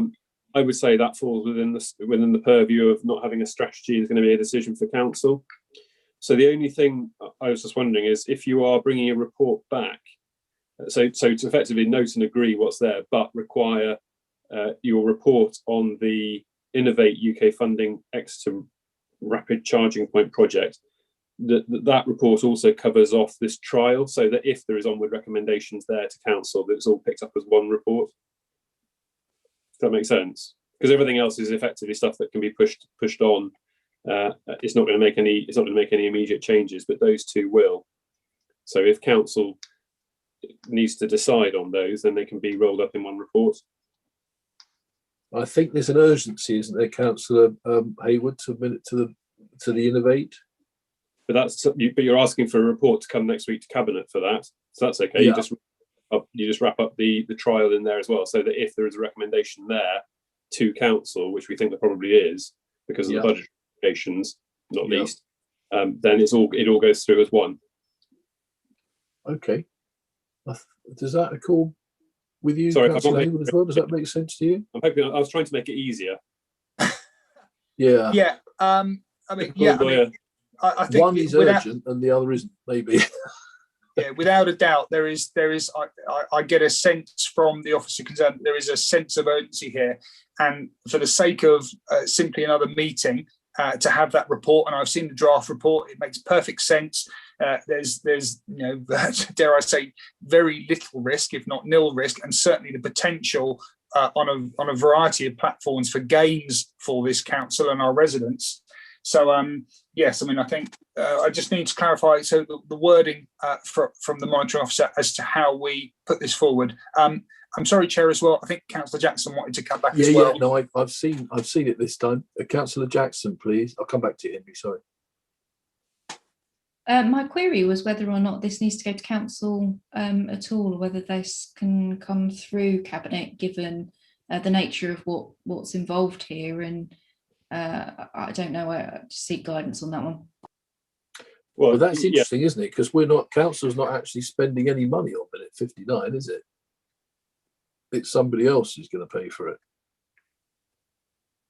Yeah, so you've got two issues. You've got the policy framework, which is the car parking strategy, and you've got the budget. So we don't know at this moment whether there are any budgetary impacts, which is why I think the report probably isn't on the agenda tonight. So we've got to clarify exactly what's being presented. But either way, it certainly is a car parking strategy issue. The minute 59 recommendation, and I think it's the same for minute 60 as far as the trial goes. All I was saying is you could wrap them up. I'm not saying wrap them up together, but a report can present both, so that any onward recommendations council, they're all there. If number 60 isn't time sensitive and you're not worried about it going to April until April's council, that's fine. You can just note it, and it will be an onward recommendation to council for April. It was just, yeah, I was just trying to make it easier, so you got one report going through, because I wasn't sure of the timeliness of minute 60. But certainly 59, the Innovate will require a council decision. Yeah. Okay, which we'd have to arrange or ask for. Councillor Hayward, where does that lead us, do you think? It's critical, which as I understand it, it is. So I'm sure that wouldn't be an issue, Leader. Yeah. But it does bring through to the importance of having the strategy, I think. Indeed. Yeah. But on this, I mean, I'm seeking some guidance here, because there is a need for strategy. It refers to it in minute 59, but also council, or certainly Cabinet, and I hope council would recognise that on some occasions, and this I think is one, that urgency trumps a wider strategy. Because if we strategise and miss this opportunity, then that's a huge economic and certainly financial knock to the council. So in terms of wording, Henry, would it be that Cabinet recommends 60 and 61 and then a different form of words 59? Just some clarity really as to how we progress this, because essentially on behalf of Cabinet, I'd like to, that report to come before us and come before council as judiciously and expeditiously as possible. Yeah, I don't think you need to do anything, because obviously the officers will take note. I know John is here, but officers will, and as you say, the report is there pretty much. It was just some clarity that was needed. Yeah. So officers will take away that report needs to come expeditiously, and that you're asking for a meeting next week to do that. I don't think there's an issue with that, as long as Andrew and John can finalise the report. That will then necessitate council at this point. Yeah, I mean, if it's not timely, then it can wait till April. That's no problem. I just thought it might be easier, and I thought you might want it to happen more quickly than perhaps is the actual case. Yeah. So you don't need to do anything with wording. The minutes will pick it all up. Yeah, it will be noted that report needs to come forward quickly. Thank you ever so much. And I suppose the only other bit was that item about number 2, which may require the input of the officer concerned. I believe 20 should be 30, just for Yes, the we'll take that. veracity. Yeah. Thank you so much. Chair, I'm happy to propose those 3 recommendations. Well, we don't have to. They're there. Cabinet can consider them. Thank you. Okay, the three minutes. Are you looking at 59, 60, and 61, or 1, 2, and 3 within 59? All 3, Chair.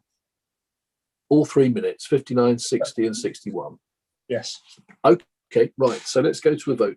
Members of Cabinet, are you happy to note these minutes? Please, green tick for yes, etc.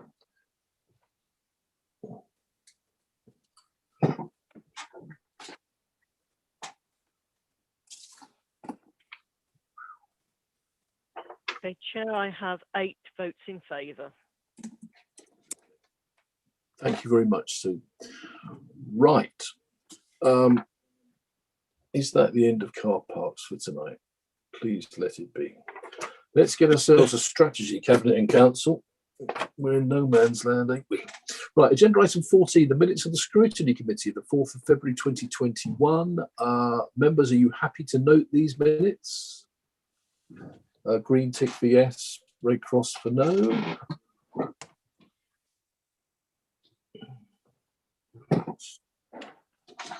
Chair, I have 9 votes in favour. Thank you very much. Agenda item 15 is the Cranbrook Town Council impending community governance review, and we have a report on this from our CEO, Mr. Mark Williams. Over to you, please, again, Mark. Thank you. So essentially the issue with this paper is it's a question of timing. We've always known that Cranbrook Town Council will expand and its boundaries will need to expand accordingly. But we were hoping that the Cranbrook plan, which is still with the inspector examiner at this stage, would have been decided by now, and that would have made the issue of a community governance review for Cranbrook that much simpler, because essentially the boundaries would have been defined through the planning process.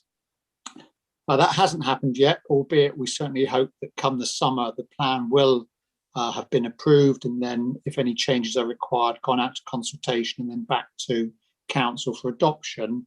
But in the meantime, you can see from the paper that, to be fair to them, Cranbrook Town Council probably got a little bit frustrated and want to get on with it. So this report essentially is seeking authority from council. So it'll be a recommendation from Cabinet to council for the community governance review process to be initiated. Happy to talk through some of the implications and the timetabling of the review if there are any questions. The only other issue to highlight is that I have suggested that there will be a cost of circa £5,000 for the council in undertaking this process, and that's essentially to do with potential postage costs and advert costs for the consultation that needs to take place. So that request for a budget of 5,000 will technically need to be in the recommendation to council as well, please. So happy to answer any questions. Thank you very much for that, Mark. Coming to outside of Cabinet first, would anybody like to raise a hand? Yeah, Councillor Peter Faithful, please. Thank you, Chairman. I'm really concerned that this has come to this committee right at the time when there is no ward councillor for 2 of the surrounding parishes of Wimple and Rockbere. I, for one, would like to see it at least delayed until an election where there's a proper representation of Wimple and Rockbere to be able to speak on their behalf. So if I could help with regard to that, it's a fair point to make, Councillor Faithful, but certainly former Councillor McLaughlin was involved in the preliminary consultation meetings that I've held. She'd certainly reviewed the first meeting that was recorded, and I've spoken to her about the matter. In practical terms, in any event, not a lot will happen before the scheduled by-election on May the 6th. So for practical purposes, there should be a councillor in post by then. The alternative, as you know, is that a councillor from a neighbouring ward could fulfil that role in the meantime. So will nothing be happening as far as a consultation goes until the May election? Well, hang on. If you go to, sorry, just trying to find the timetable. Take your time, Mark. No problem. No. I'll do a tap dance on my desk. It'll break the desk. Okay. If you go to page 74 and the timetable, you can see that I've put in column 3 of the timetable, council approves the terms of reference in April of this year, and then publication of the terms of reference I've put as June, and then stage 1 invite initial submissions, a 3-month period commencing June. So yeah, in essence, the consultation will start in June. So there should be a new councillor in post by then. Thank you, Mark. Thank you, Councillor Faithful. Councillor Sarah Jackson, please. I found the information that I was looking for. So if others have contributions at this point in time. Okay, Councillor Dan Ledger, please. I think with no one else wanted to really speak, I'm happy to propose it with the £5,000 recommendation to go ahead. Okay, just Councillor Jackson, do you want to come back at this stage, or should we move on? I mean, I guess I have one query, which is regards to the delivery plan. And apologies if it is in the report. I can't find it on here. Do we have an expected date for that to arrive? Well, I know Ed is in this meeting or was planning to come into this meeting, but in essence, it's directly. The inspector has to determine the issue of viability, which is the one thing holding up her report. And she's invited further submissions. They've been made. We are waiting on the inspector fundamentally. So the hope is that it will be quite soon, but I can't put a date on it, to be honest. I see Mr. Freeman has flashed up onto my screen. Ed, do you want to add another 15 seconds, or has the CEO covered it? Thank you, Chairman. Well, just to quickly clarify that we're currently doing some work on viability assessments for the plan, which is really the only outstanding issue that the inspector is currently considering. So it's sensitivity testing of various variables on that viability assessment for resubmission to the inspector, and then she needs to decide whether to reconvene hearing sessions or consider that through an exchange of written statements. But as the Chief Exec said, hopefully we'll be in a position to have a final plan by the summer to either take through consultation with the changes or bring to members for adoption. Thank you. Okay, Councillor Jackson, is that answer okay for you? Yeah, I guess off of the back of that, our queries, I'm sort of noting the objections from the other parishes surrounding that, and I'm aware that the current boundary was agreed not that long ago, all things considered. And so I just have a query around if the delivery plan was to fall for whatever reason. By the sounds of it, viability seems to be the biggest concern.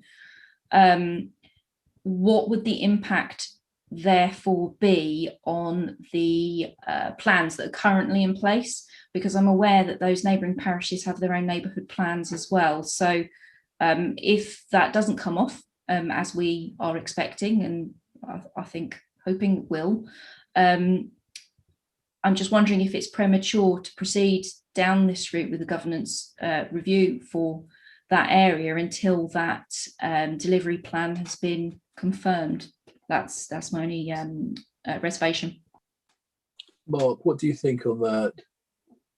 Well, there is a risk. It wouldn't be right of me to sort of say there isn't a risk. There is a risk.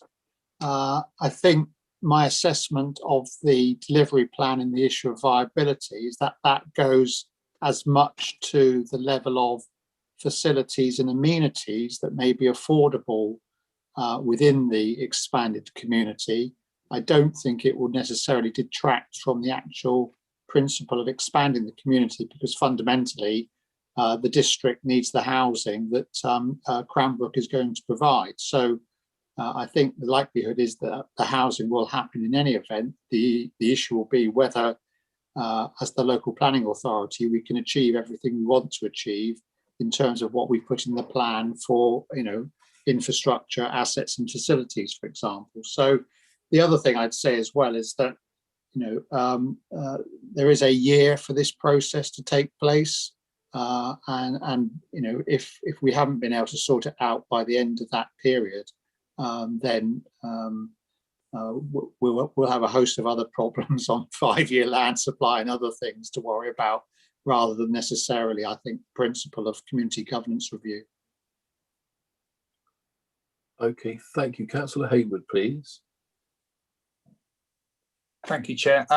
Mark has answered my question. I think the concern is if the DPD failed, would that kibosh the CGR, and at what cost? Well, we've heard the cost of 5,000, and from the very well put together report from Cranbrook, I understand why they're doing the CGR. It's a sense of community, it's a sense of working out what facilities are available for whom. So I take Councillor Jackson's point. We can't preempt. Unfortunately, COVID has got in the way with a great many referendums of these nature and gathering a bit of data. So no, thank you, Chair. No more questions. Okay. So did we have somebody happy to propose this? Yeah, I proposed it, Chair. You did. Thank you, Councillor Jep. So I've forgotten that. Seconder, please. Councillor Rowland. And let's take that to a vote, please. Green tick for yes, red cross for no.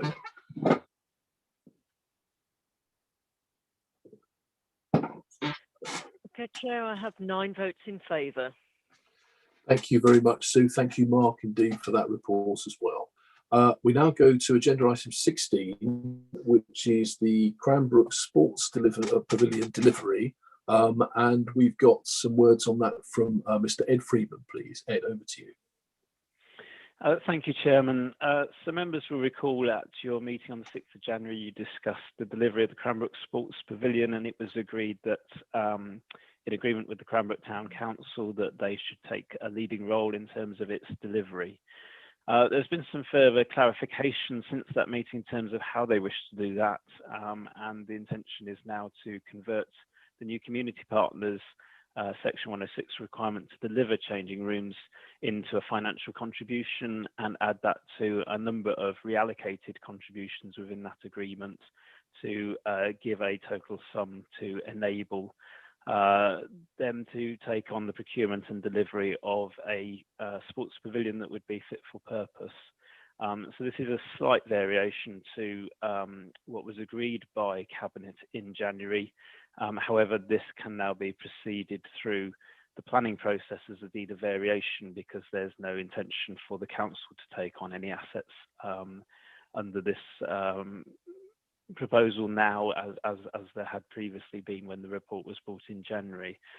So as per the recommendation, this report is for Cabinet to note the update to the report from January, and note this matter can now be considered within the standard terms of the council's planning function, specifically through a deed of variation to the existing Section 106 agreement, which would facilitate the transfer of land and monies to Cranbrook Town Council to deliver the Cranbrook Sport Pavilion and changing rooms for the Ingram site. Thank you. Thank you very much for that, Ed. Can I look for any members outside of Cabinet who would wish to comment on that? Coming inside then, Councillor Dan Ledger, please. Thank you, Chair.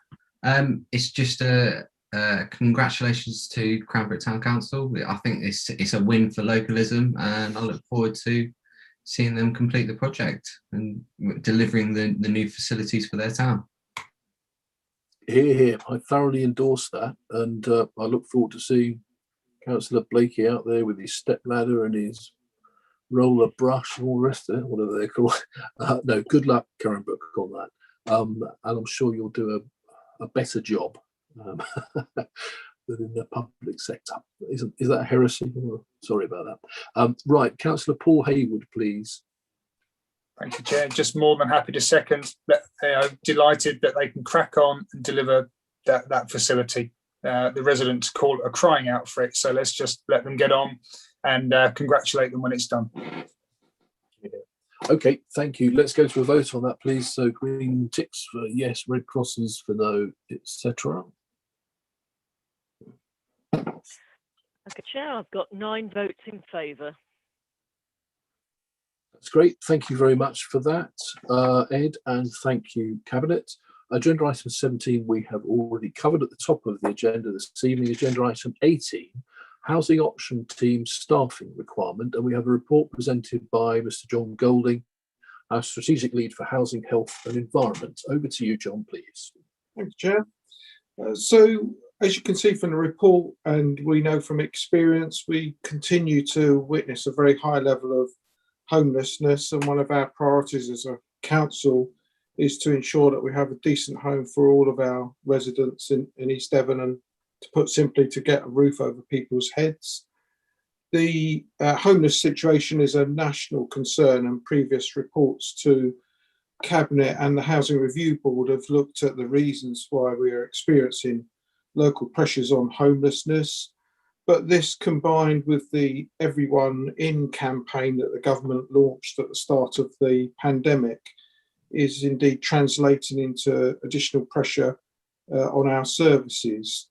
The situation is not likely to improve in the foreseeable future because, as we know, government has imposed an eviction moratorium which will end at some point, and many tenants are falling into rent arrears.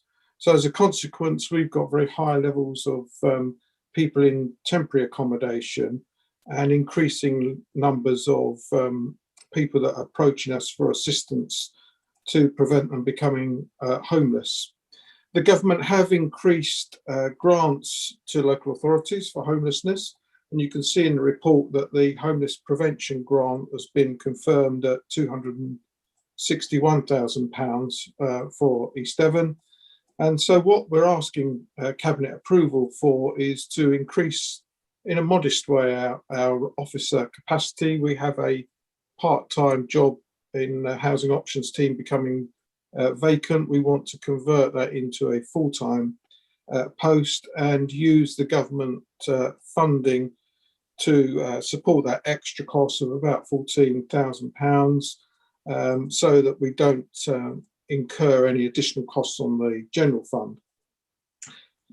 Our Housing Options team are dealing with very high caseloads, and so this modest additional officer time that's being sought and funded through the government grant will help them secure good outcomes for homeless households. Thank you, Chair. Thank you, John, very much. I don't know if, I'm not sure if Simon told it, I think there was something in the budget today, wasn't there, about homelessness? I don't know, John, are you across that one?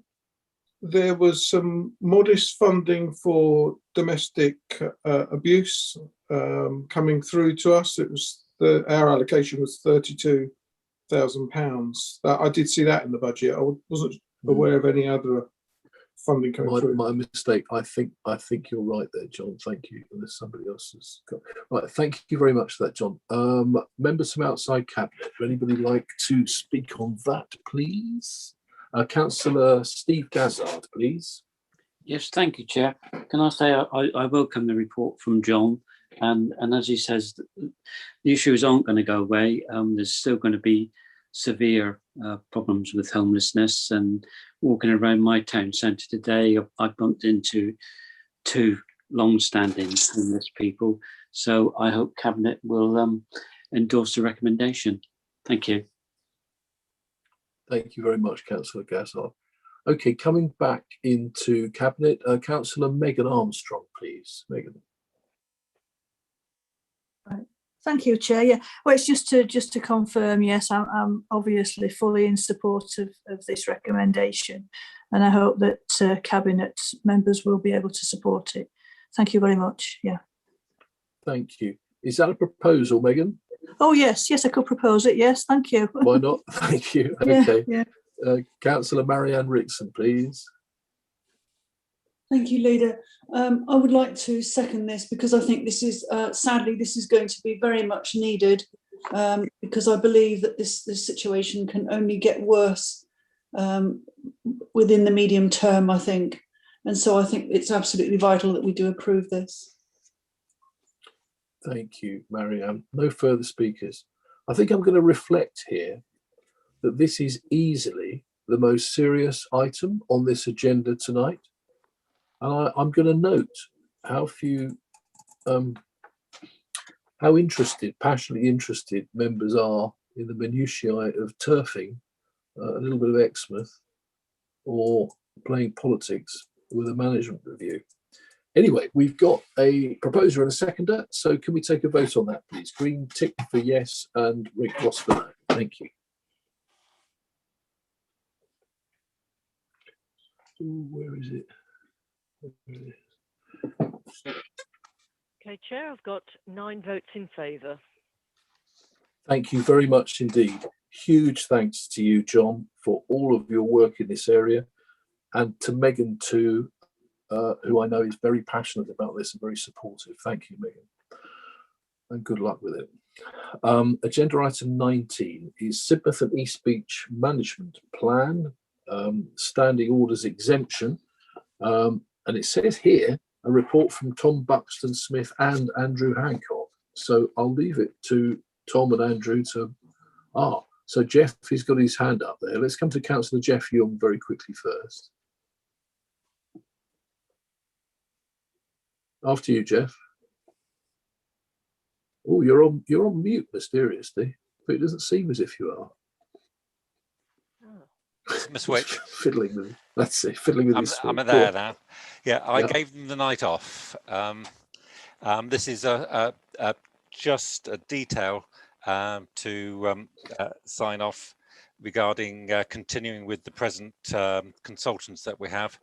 It makes total sense that with the knowledge they have and all the documents they have, that they continue on this work. I can report that we'll be coming with a fuller report next month on the financial situation for this important scheme, which we will provide at the next meeting, because we last week we had a beach management meeting that went very well, and the report coming to you next month is going to be very positive. Thank you. Thank you, Councillor Young. Yes, I kind of sat in on that meeting, and it was excellent, and it was long, but it came to a pretty clear conclusion, didn't it, at the end? Would anybody from outside of Cabinet like to speak or make any comments on that, please? If not, coming in then to Councillor Jack Rowland, please. Thanks, Chair. I would simply like to move the recommendation that's on the agenda paper. Okay, thank you. Do we have a seconder for that, please? Yeah, I'll second that, Chair. Thank you, Councillor Hookway. Cabinet, can we go to a vote on that, please? Green ticks for yes, red crosses for no. Oh, that's wrong. That's wrong. That's wrong. Oh. No, he's got. Yeah, Councillor Hookway's had a. He's self-corrected. Thank you, Sue. Okay, Chair, I've got 8 votes in favour. Oh, it's just gone up to 9. Great. Okay, thank you, Cabinet, and thank you, Jeff. And I'm sure Tom and Andrew are grateful for the evening off, and thank you to them for their fantastic work on this. Really fantastic work. It's moved on a pace, this, hasn't it? Agenda item 20, the appointment of surveying stroke valuation consultant and exemption to the standing orders. And we have a report from Andy Champion on this. Andy, please. Chairman, that would be myself today. Yes, I don't know quite where these names. names are coming from in my script, but Ed, I'm always delighted to hear from you. So off you go, please. No problem. Thank you, Chair. So members will recall discussions had at your January meeting about the delivery of Cranbrook Town Centre, and members resolved to agree some heads of terms for a memorandum of understanding with the new community partners over how the town centre should be delivered. Part of those heads of terms was an option for the council to purchase a number of parcels within the town centre for delivering development on ourselves. And part of that, those heads of terms was that a value would be inserted into that MOU for that land in the event that the council resolved to take up that option. So there's clearly a need to engage advice, surveying advice in terms of that the valuation of those parcels and then negotiation of that value with the consortium.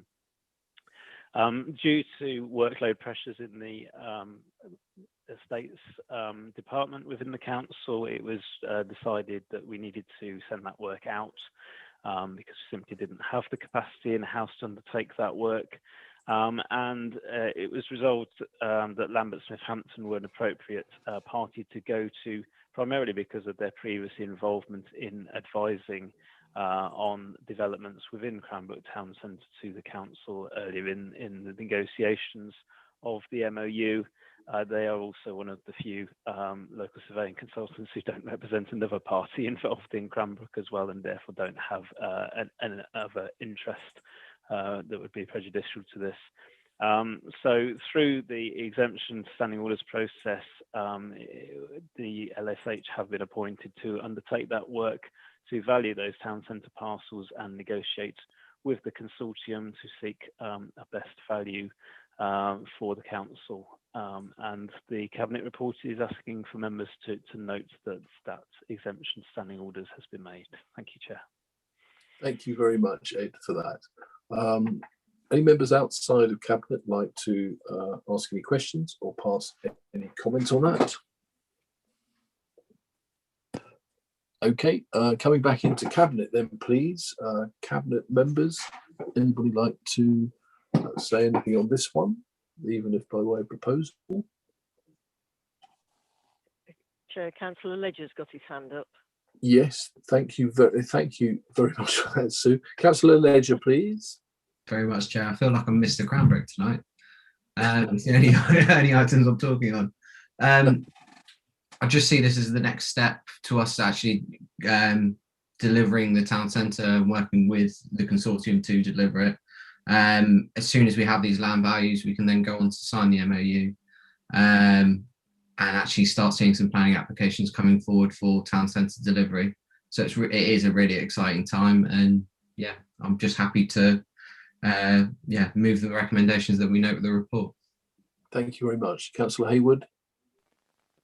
Thank you, Chair. Two things. One, could I just retrospectively ask Sue or Amanda just to note my personal interest in this item as well, because it is Cranbrook related, and the same interest there that I have family members living at Cranbrook who will benefit, but delighted to second Councillor Ledger's proposal.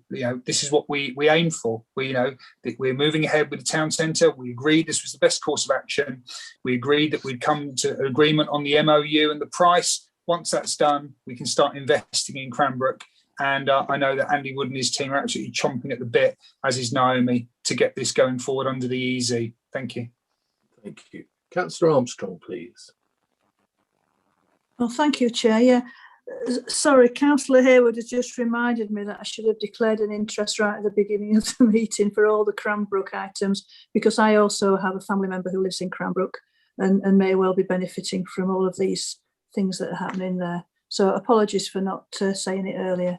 Thank you. No problem at all, Councillor Armstrong. Thank you for that. I'm sure that's been noted by the Democratic Service officers. Right, so let us go to a vote on this, please. Green tick for yes, red cross for no, with Sue monitoring it. Okay, Chair, I have 9 votes in favour. Thank you very much indeed, Sue.